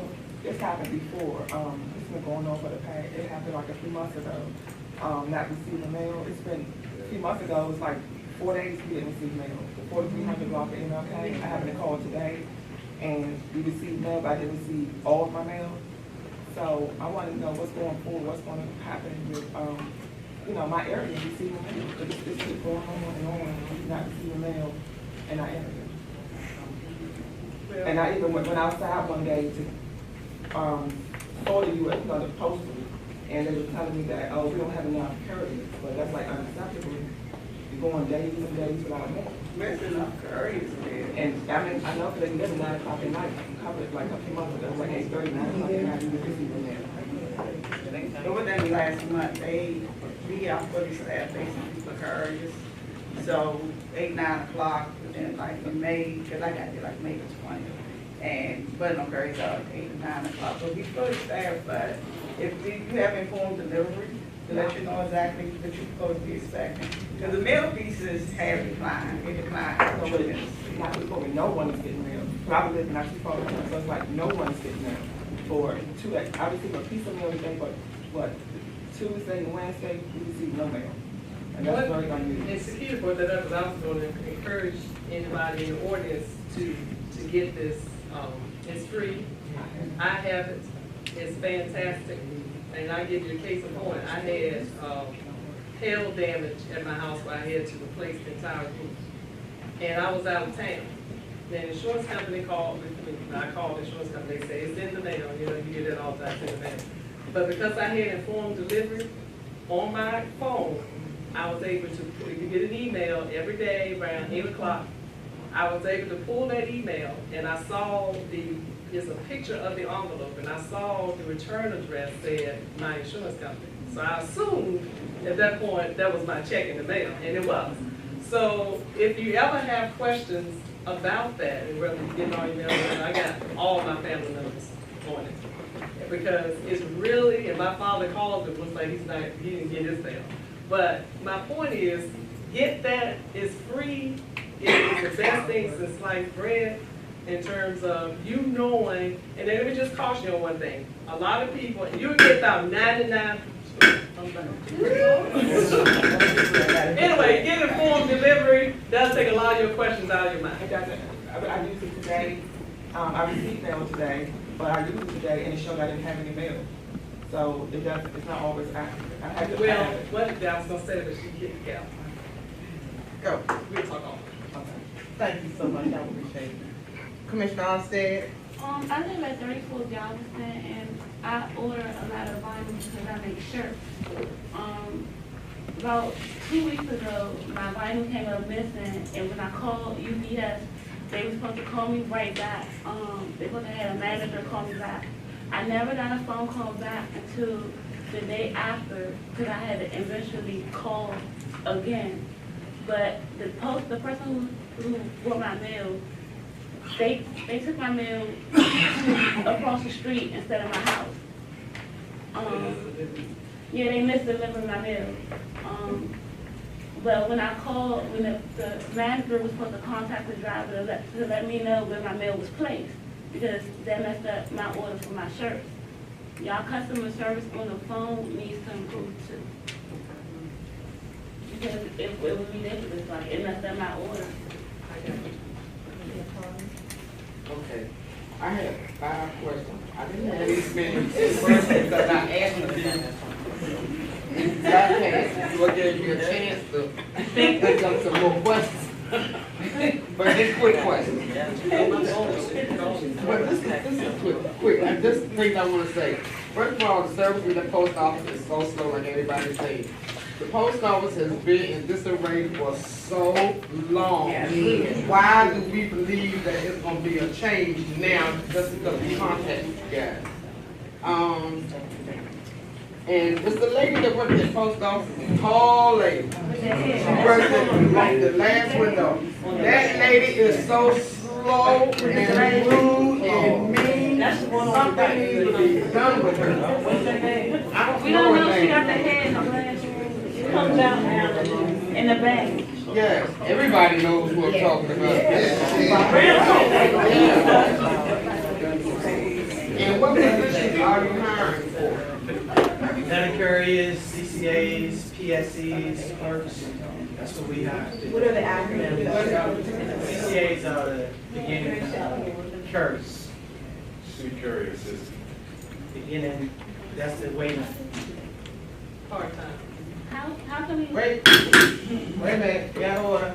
Mr. Mobley, I want to say that my mail carrier is very nice to my community. You know when he's not around, because he treats us like we're on a go, because we get our mail like between 10 and 12 o'clock. So 5 minutes after 12, we're looking at the door like, what's happening? The contractors out there, the younger people, have the earphones on, talking on the cell phone, and giving me the wrong mail, and I'm standing in the door. So I wait they cross back over to the truck, and then get back to the truck. I said, mail carrier, wrong address, come right back, and I gotta come back across the street, and they do it. And they do it every time that he's off or on vacation. Did she get your address? No, we never have. Okay. You know how to block up a land street. Commissioner Armstead? Yeah, do y'all have a way? I don't know his name. He's short guy. Oh, Mr. Green Eyes? Yes, he's been so good to us, yes, but when he's off, we know it. And like Saturday, the mail came at 6:30. Do y'all have a way where we can let our constituents know that you're hiring and how to apply in our board? Yes, we can send them notification. There was a notification that was sent out prior to our job fair on June 1st. It was sent out, it was on the radio, and it was on social media, and it's posted on our website. We had over 562 applicants on that day. I was out there all day long, and then those are the ones that we did interview on today. So just check back on our website every Monday. Okay. And that's USCS.com. I see one hand up in the back. I cannot not answer this lady's question. Yes, ma'am. Since we have all of these problems, and we've had all of these problems for all of these years, why can't Congress Heights just have a hotline? We need a hotline. You all can come here time after time, year after year, tell us you're going to do this, you're going to do that, and you're going to be back here another year, a year from there, you'll be back, somebody new will come back and give us another story. We need people that are coming here and help us. Not just come and tell us what you're going to do, and then somebody else come and replace you all. We need help now. You all know these people. They've been working there for years. They've been there for years doing the same thing over and over and over. And you all come, they send new managers, new, whatever you all are. I'm sick of it. I mean, I go to Southwest. I used to go to Southwest. Ms. Million? Yes. You know, I love. Can you just calm it down a little teeny bit? I know you're upset right now, but we just want to also respect the guests. You know, don't kill the messengers or anything like that. But yeah, Ms. Million, that's all I wanted to say.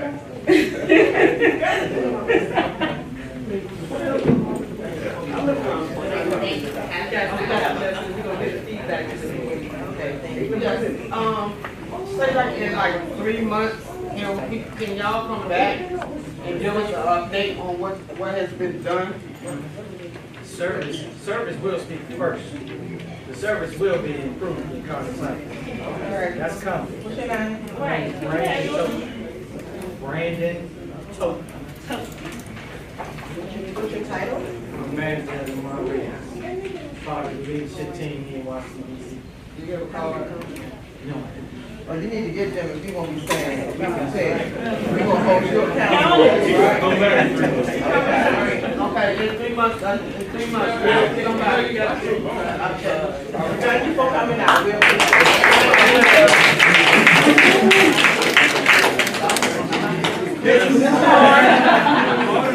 Ms. Newhart from the Senior Real Estate and Construction Manager for AT&T and Mobility.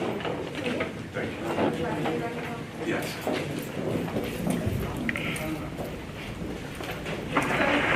Let the record reflect that the time is now 8:22, ACAB meeting adjourned at 9 o'clock. We're not rushing you, I just want you to reflect. Hi, I am here to talk to you guys today about small cells. It's a new way to improve service and capacity in the cellular network for AT&T. Hold on for a second. This meeting is still in order. If you have a conversation, can you take it on the other side of the petition because we're picking up your conversations. Thank you so very much.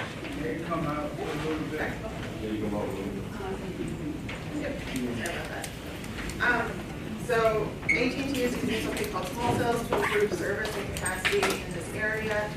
Small cells are small pieces of cellular equipment attached to existing infrastructure, so a streetlight pole or a power pole, and they are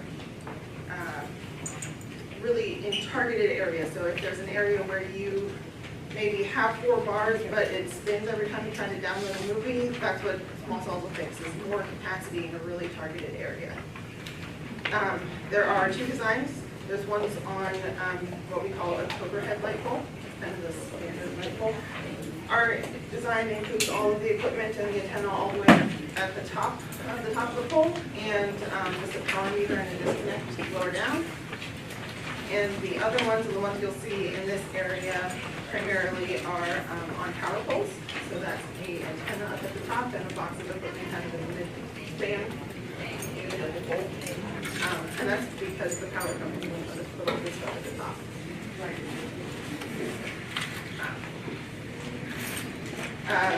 These are small and relatively easy to install on a streetlight pole. It should take about 5 days for them to go in, so we won't be in your neighborhood disrupting your lives for very long. 5 days will include 3 days, though, of some sort of street or lane or sidewalk closure. While the old pole is taken down, the new one is put in and the equipment is put on it. DDOT has requirements for lighting, so if the lighting is out longer than DDOT's requirements allow, we will have some sort of temporary lighting there so that there's no break in lighting or conditions running lighting. And then the last page of this packet, there's some in the back, I'm not sure if everyone got them, just shows the locations. Right now there's only 3 in NCAP. Part of this is because DDOT's rules for where they can be placed are very, very restrictive. So we can't put them closer than 15 near to a tree. We can't put them right in front of buildings.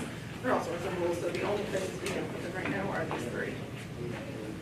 That is all that I had, so I can answer any questions for the remaining time. Commissioner Diaz, Ms. Rose.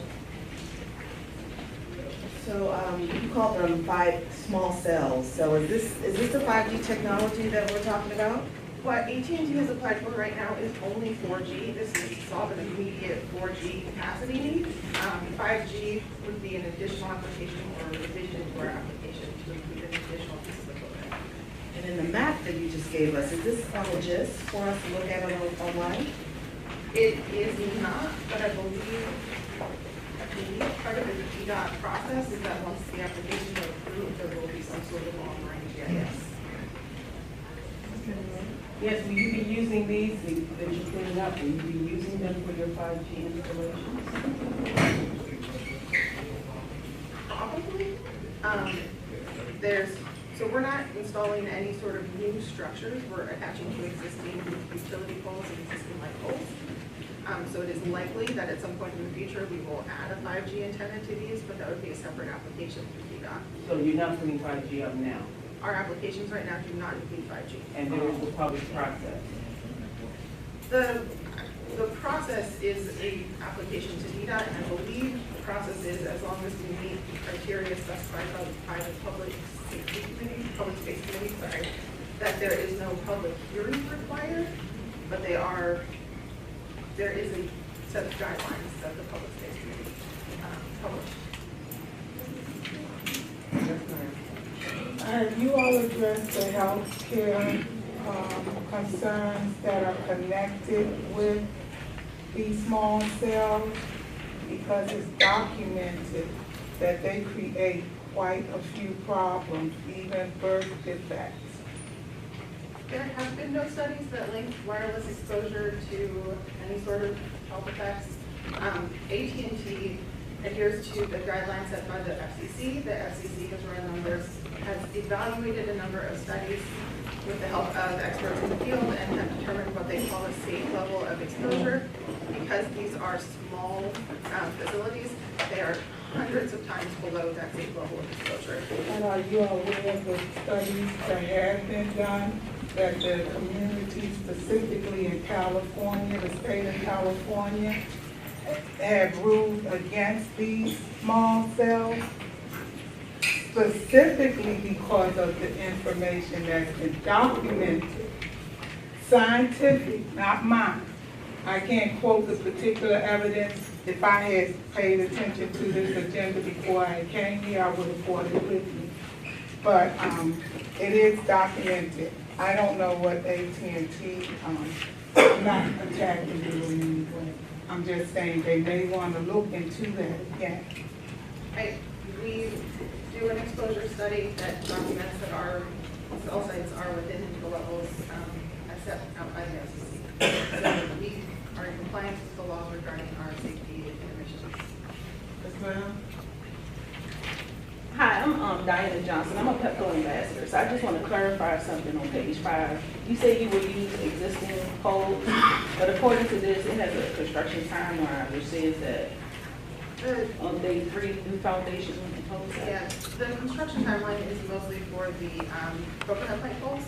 Oh. The wood light poles are a little bit different with like the make-ready stuff. So okay. We apply, go through that application process, pay the make-ready cost, and then you guys do the pole swap if it's needed, kind of whenever you get around to it. And then once that's done, we go out and install our equipment. So it's a little bit more broken up. Okay, so page 5 is just for what? It's just for the overhead light poles. Okay. Any other questions? Thank you. No other questions? Thank you.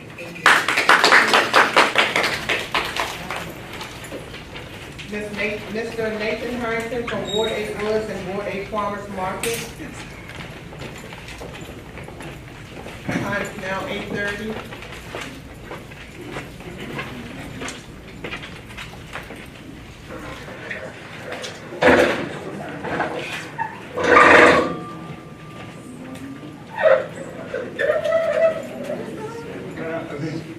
Good evening.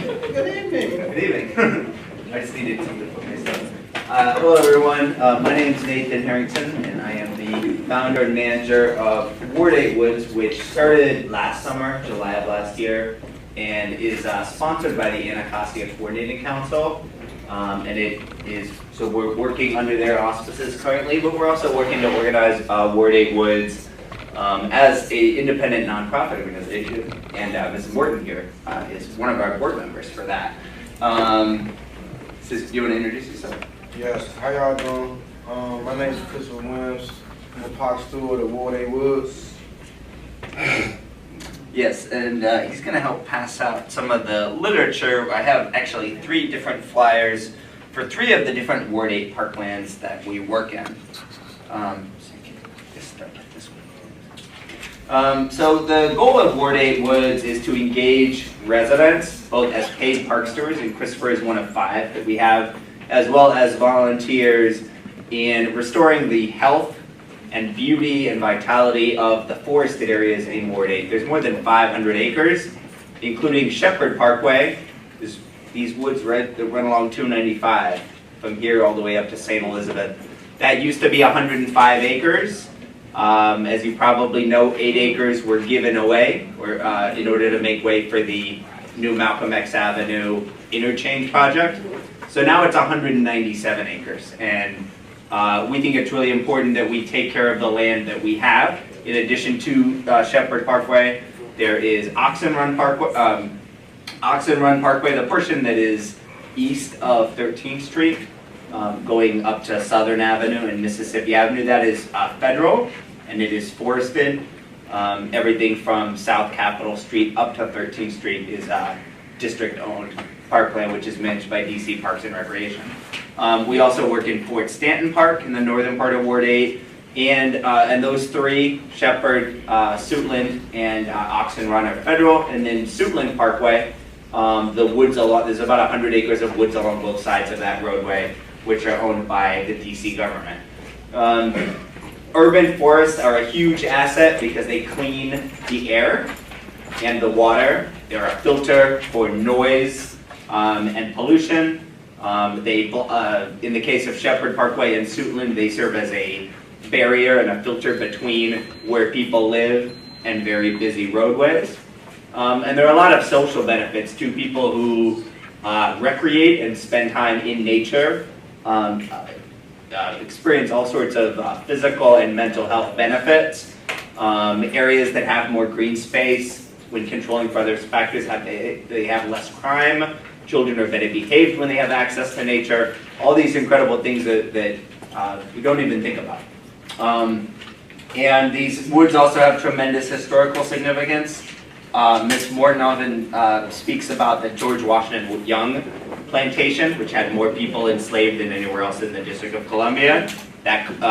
Portions of that were in what's now Shepherd Parkway. Forts Grable and Carroll are also within Shepherd Parkway. Those were major defensive installations by the Union Army during the Civil War. But all of this history is kind of hidden and forgotten in a way because we don't have interpretive signage. We don't even have signage to say, hey, this is federal parkland. And so our goal is to really change all of that, and we're starting with addressing the 2 most dire problems with these forests, which is trash and invasive species.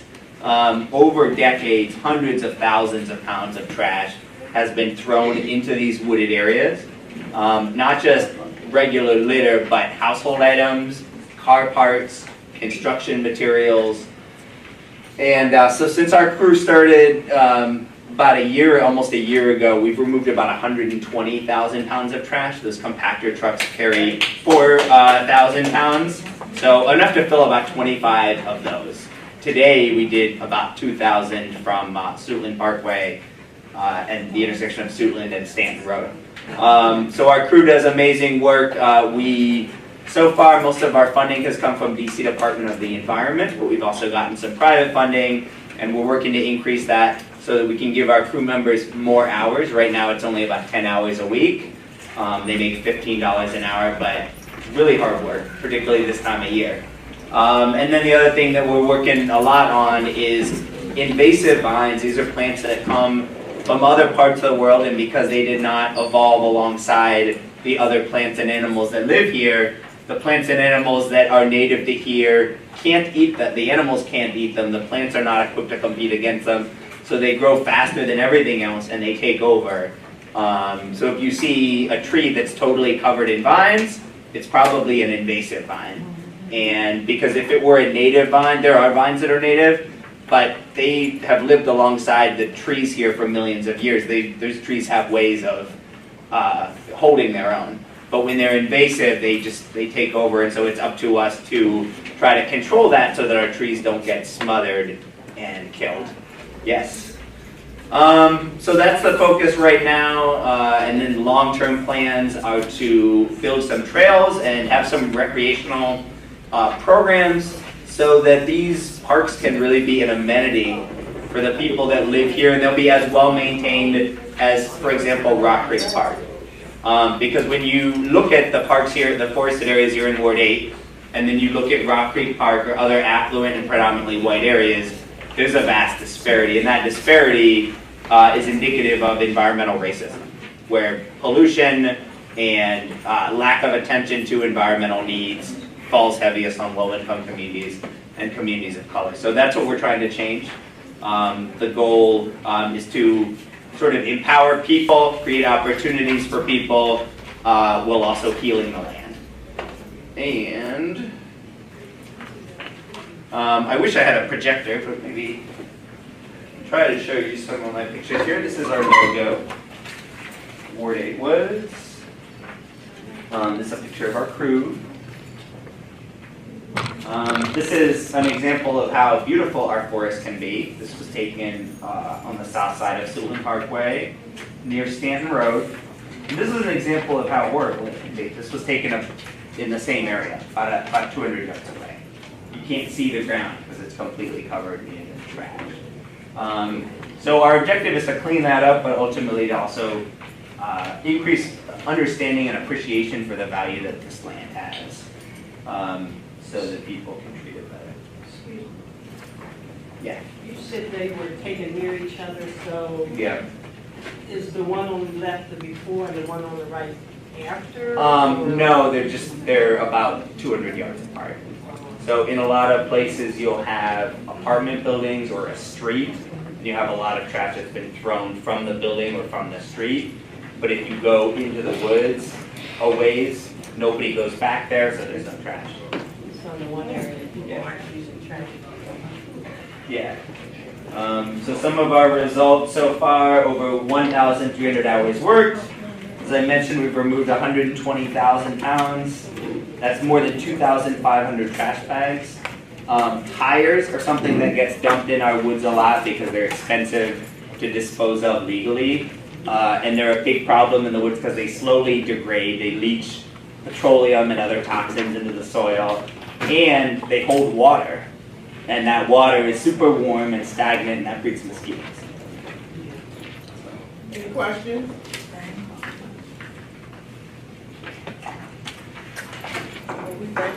Okay. Yeah, you can follow us on Facebook at Ward 8 Woods, and anyone who's interested in joining our mailing list, I'll pass this around. We send at most 1 or 2 emails a month just to let you know about volunteer opportunities.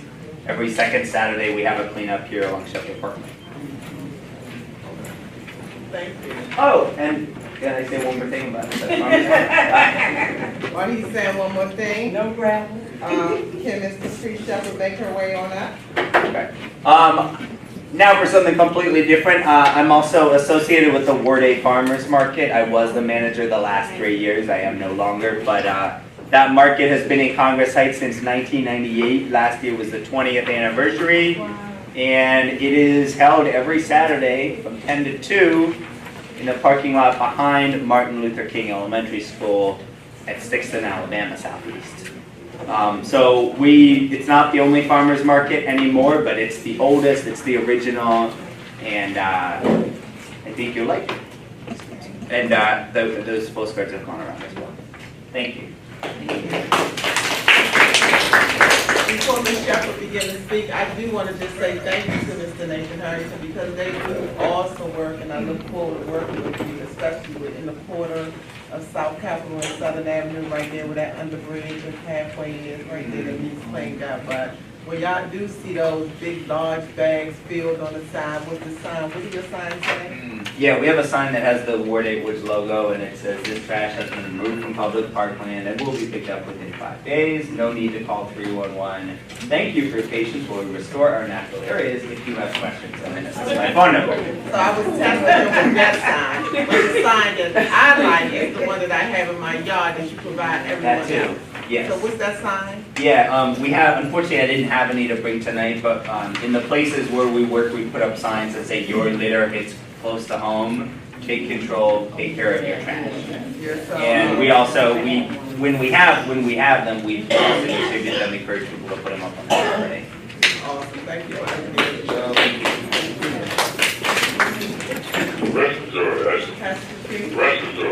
Good evening, everyone. Good evening. I was asked to talk about 199 Chesapeake Street, but before I do that, I wanted to introduce myself to people. Some people know me and some people don't know me, so I'm going to give you a 5-minute backdrop. But I want everyone to know that we do have one more guest speaker here from Park Services to speak after passage. So I'm going to wrap it up real quick. We came to this community in 1989 and we're serving at a homeless shelter on 2nd and Atlantic Street, southeast side, recognizing that what was going on there when homelessness was amok in our city. We worked with those people in the shelter, and we saw that when a person got housing from the shelter, that contractor would hire them to come back to be the housing counselor. And when people would make donations to the shelter, that person would go through the bags first and take what they wanted and then give the rest to the residents. So that was a case of the oppressed becoming the oppressor. So we thought we would be able to build a better mousetrap, and we formed Lydia's House in 1990 to provide social services in the Bellevue neighborhood. In 1991, the Lord spoke to my husband and told him that the people had enough natural resources to live on and for him to start a work. And we're looking at all the churches that were in Bellevue and in Ward 8. We're saying another church, that there's one on every corner. But the Lord spoke to him and told him to do that, and we formed Living Word Church that's located at 4101 Martin Luther King Avenue. And so since that time, Lydia's House has become a full-service HUD-approved housing counseling agency. And we've seen both the church and Lydia's House grow up together. They share space in the same facility.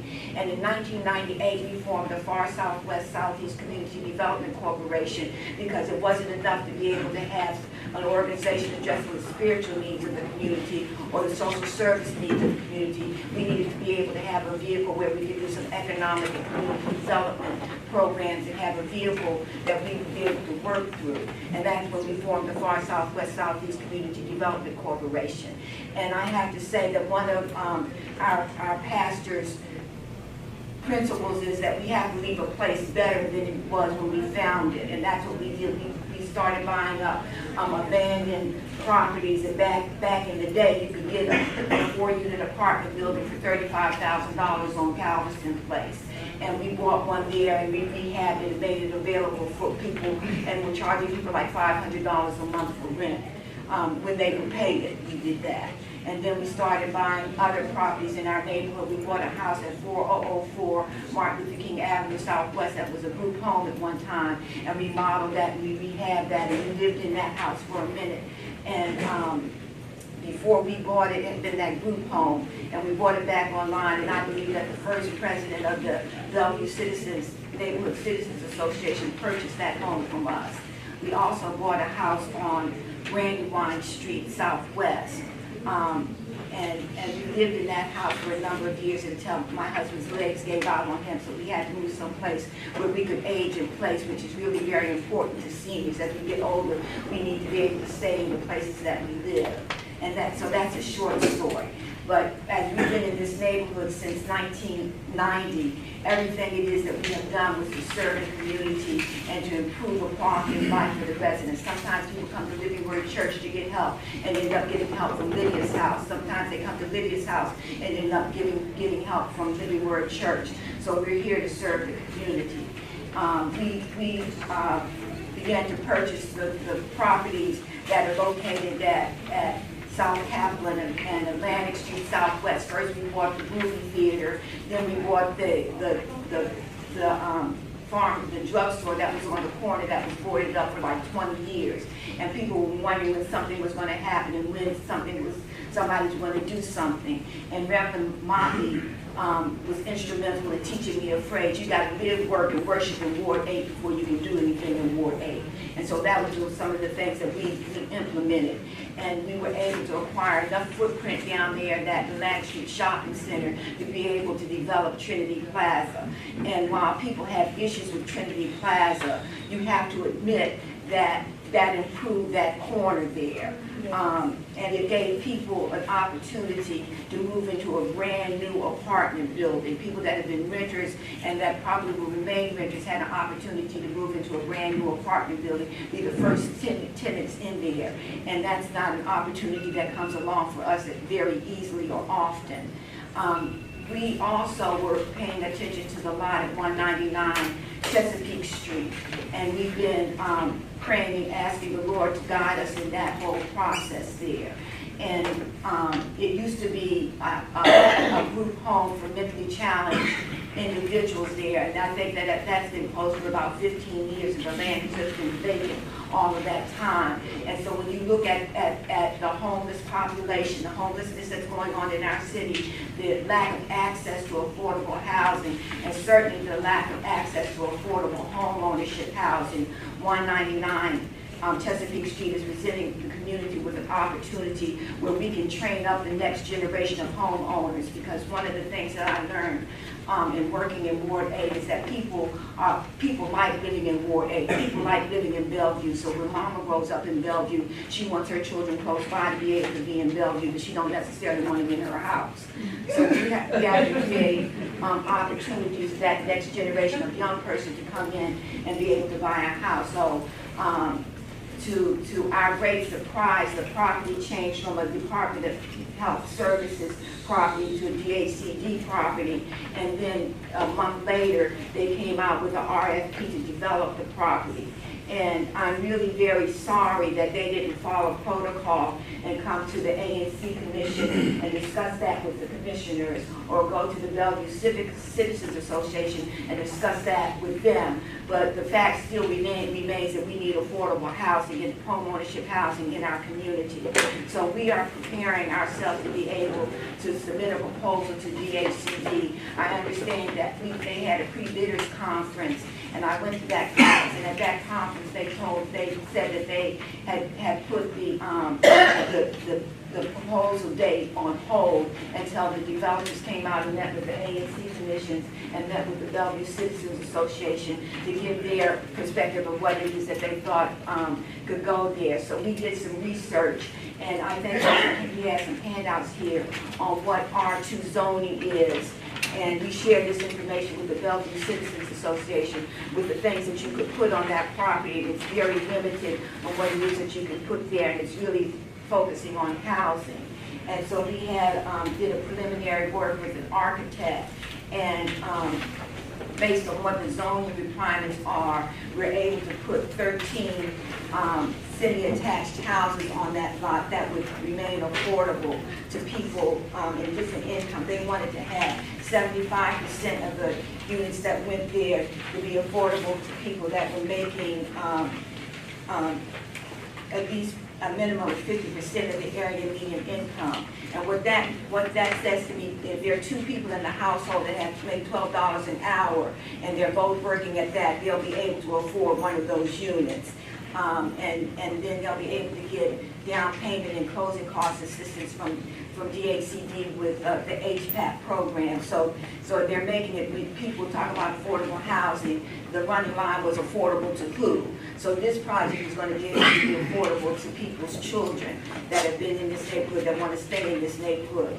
To do that. And then so we're putting 13 of them up there. 9 of them would be for people that 50% of the area median income. So that's a chart that's in your packet as well, so you can see what the income levels are. And then people that it also goes by the number of people in your family.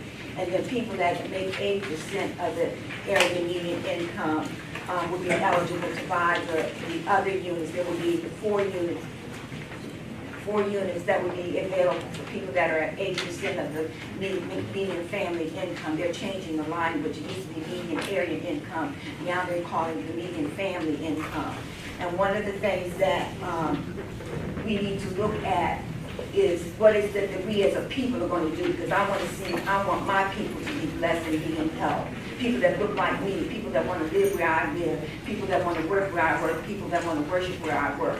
And we have to look past where it is that we are us four and no more, and open ourselves up to be able to establish something for the next generation. So when people own their homes, they raise their children to live indoors. They don't raise their children to hang out in the corners. They don't raise their children to be thugs generally. Some of them get away with it, but most people don't. So when you're a homeowner, you have a whole different mentality, and you want to keep your property up, and it'll be an asset to this community. Was I talking too fast? Right on time. I had to say the gavel. Really did. But you stay right there because I'm quite sure there's many questions. Commissioner Dio, Ms. Bond. I just have a question about the schematics, but I think I'll ask you that a little bit later. But when you speak, you're speaking in a term that this is a proposal that you hope to get or that you want to get, because this is a solicitation that's out for everyone. So there's not a decision right now of who will actually be the developers, is that right? Correct. So I think there's about 3 or 4 developers that want to be able to put in a proposal on that lot. This is what it is that we're proposing to put on that lot. And so the units would be like 1780, 1800 square feet over 3 levels. And then, so at the end of the day, who is going to be the determining factor of who actually gets this bid? DHCD. So can the community influence that decision in any way? I would think so. Can you give us some ideas? Give you some ideas? Well, I think that when you contact DHCD directly, I don't have the person's name, the project manager's name. Maybe you can give them that information. You can contact the project manager. You can set up a meeting with DHCD. You can make your voice heard down there.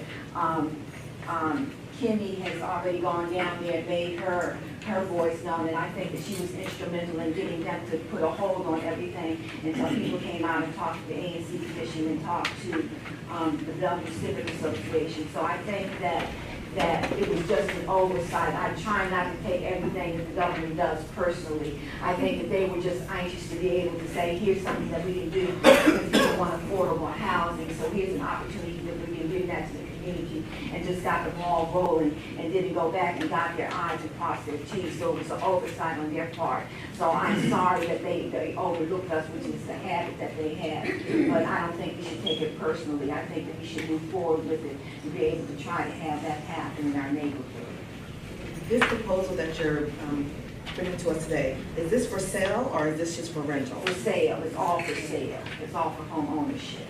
So is there a covenant on that, like how long it will stay in the possession of the homeowner, or can we keep it for generations? Yes, you can. It is a covenant that will follow with the land. And when the government gets involved in it, I know that on Trinity Plaza, we have to keep it affordable for 40 years. Ms. Bond?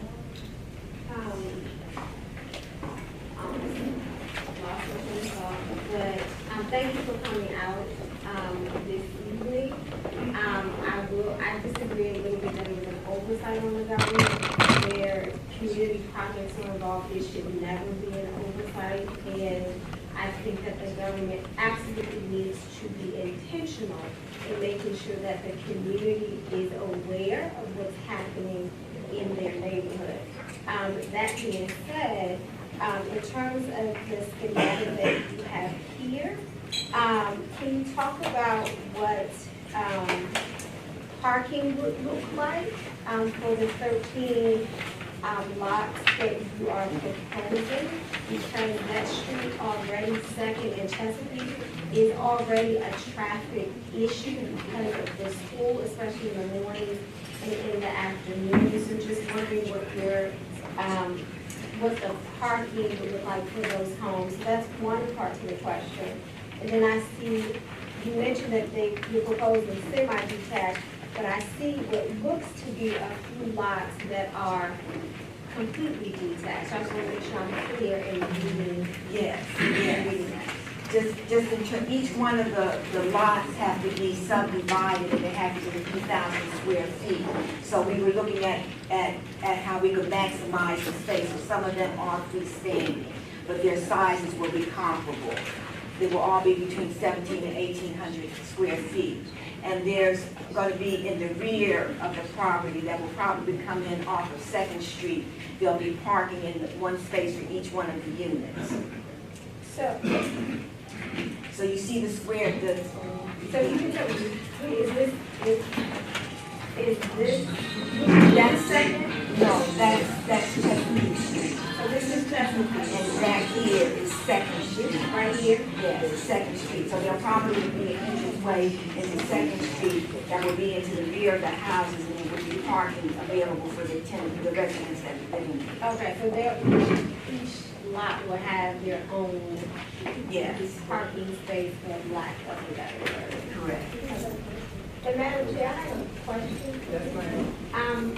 Would it be possible, because this is a big decision for the community, that all of the interested developers be invited to come before the ANC to make a presentation, and possibly that part, and I'm not trying to control your agenda, but be at the forefront so that you're not rushing at the end to present information, but if all of them can be invited, to come and present to us, if it is a big decision for our community. It's a real big decision. We can make that happen. Thank you. And Ms. Warren, I wasn't trying to make excuses for the government. I agree with you wholeheartedly on that, but they're people too, so I try not to take it to heart and take it personally, so I'm gonna be forgiving to them, so as long as it is that we end up doing what it is that we need to do for our community, it'll work. Ms. Bond, let's have a conversation before you leave. President Martin. Yeah, good evening. Thank you, Pastor.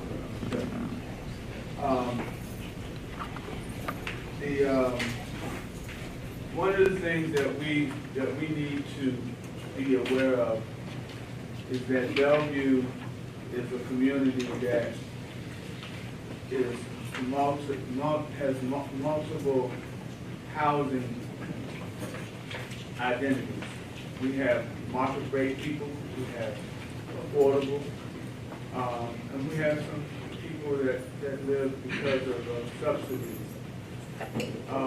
We have a community that has been resilient. We have a community that doesn't have a lot of amenities. When I say amenities, it's not necessarily retail, but we have shopping centers. But like arts, music, senior citizens, activities, where we could congregate, but also having a housing that is both market housing and affordable housing. I wrote a letter to the ANC today. And I wanted to support the ANC taking this under advisement and helping us as a community to decide what should happen at 199 Chesapeake, as well as any government-owned property that's in Bellevue, that we as a community should have the right to have first conversation before the government makes any decision about anything that's related to Bellevue. Thank you. And I got the letter. If anybody wants a copy of the letter. We printed it out. We all printed it out? Yeah. Okay. If Thank anybody you. wants the letter. Any other questions?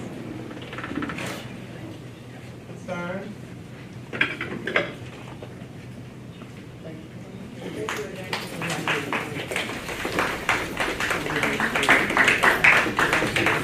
Next on the agenda is the Chief Resource Management for the National Capital Park. Park Services, Mr. Mike Camiso. And thank you all for hanging in here the past 9 minutes. Yeah, I'll be very fast. Thank you. Very fast. First, I just want to acknowledge Nathan. Him and the volunteers doing an unbelievable job for the Park Service, and so I thank you. So we're here I'm here to share some good news. The National Park Service will be preparing a concept plan for Shepherd Parkway here very soon. We're actually starting it. And what that concept plan will do is, the aim is to improve and enhance Shepherd Parkway. So we're hoping that you all can participate and provide us with any issues, concerns, opportunities to improve the park space. And so we have a public meeting Wednesday, July 10th from 6 to 8 p.m. at the Bellevue Neighborhood Library. So we encourage everybody to come, share ideas, visions of what you think Shepherd Parkway should be, what it is, yeah, we are, and if you can't make it, we also have opportunities to go online and provide us your comments. And I have a few copies of the invite over at the desk there that feel free to grab one. It does have where the link is to the comments. The comment period actually opened the other day, so you can already start adding your thoughts there. And again, the limits of where we're looking, we'll start at basically St. Elizabeth's all the way down to Bald Eagle Hill, the DC Region Town. So thank you, and if you have any questions.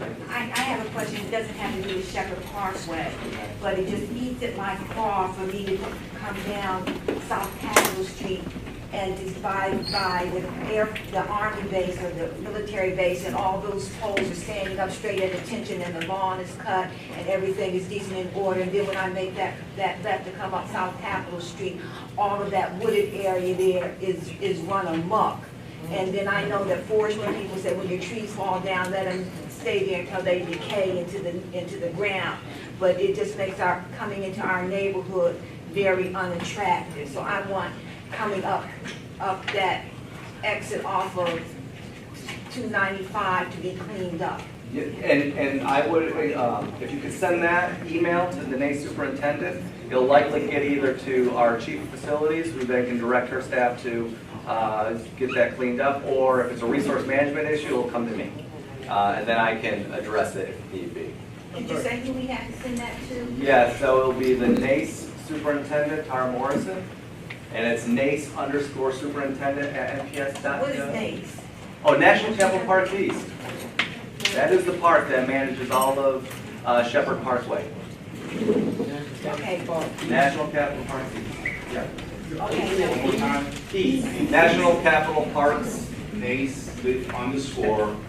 So it's NACE_ superintendent. I would have to probably, I think it's NACE_superintendent at NPS.gov. And if that's not correct, I can look it up really quick before we leave to get you that. Yep. So you gave the parameters for what the concept plan is going to cover, and I'm just a visual person. Yep. Does that include the part of Shepherd Parkway that is from Northwest Avenue and Lookout Street? Yep. It also includes Parkland. Yep. So the parkland includes the area up on Joliet Street where Bald Eagle is, that little space right there. Yeah, I believe so, yeah. Yep. Yeah, because that's a really bad eyesore there. Nathan Hernan, thank you for everything, because you're always up there cleaning that area up. But it's a real bad eyesore. And what about on First Street?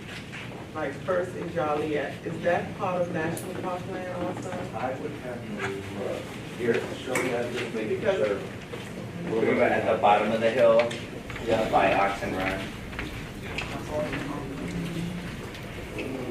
That is Park Service, but I don't think it's part of Shepherd. I can, yeah. If there are some areas that you would like addressed, just send me an email, and I can actually, before I leave, I will get you that email address.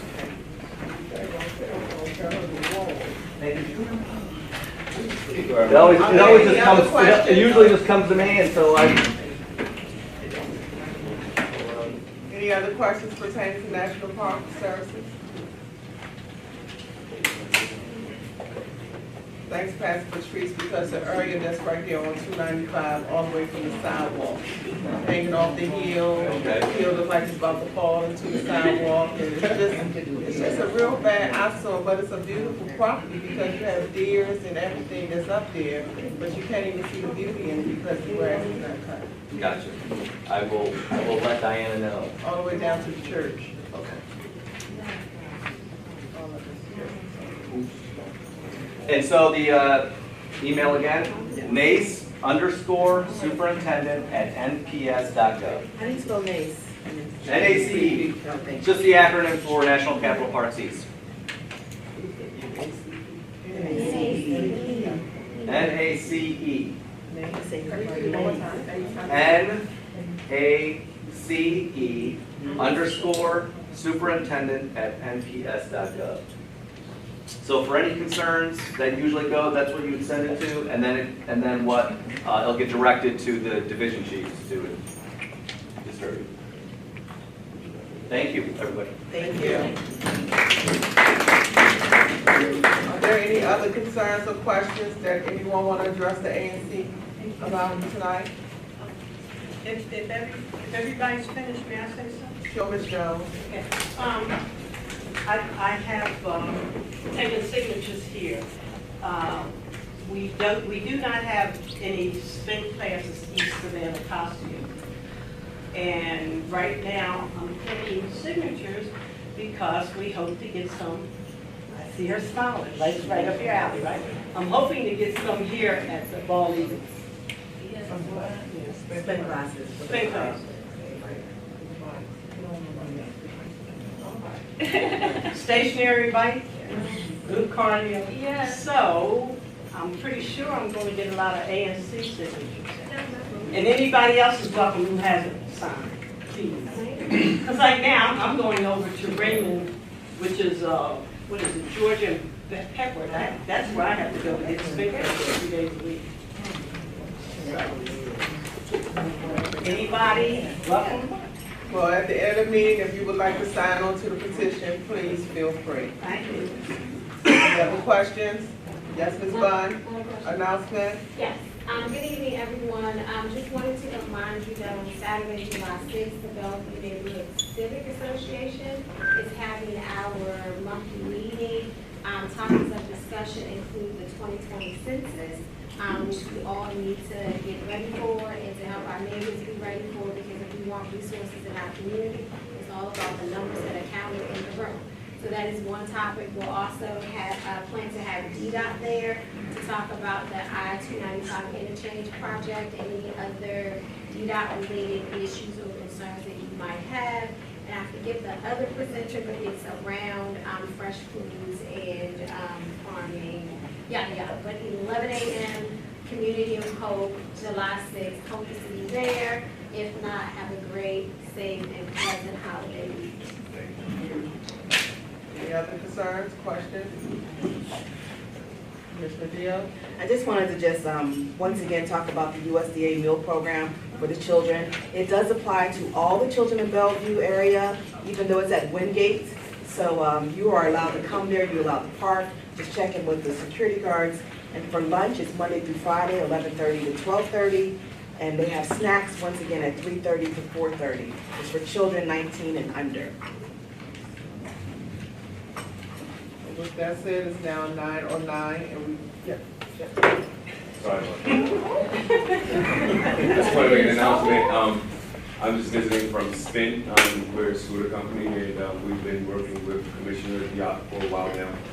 We have a new program that just rolled out called Spin Access, which allows people that don't have a smartphone or a credit card to still use our scooters. I won't take too much of your time. You can just come talk to me. We also are hiring heavily, so if anybody has anybody that's looking for a job opportunity, they can come speak with me also. But I'll be in the corner, so please come talk to me. You have a card? Yes, I do. Stand up right now. Yes, I will. Once. ANCAD's meeting is now adjourned. Thank you. Thank you.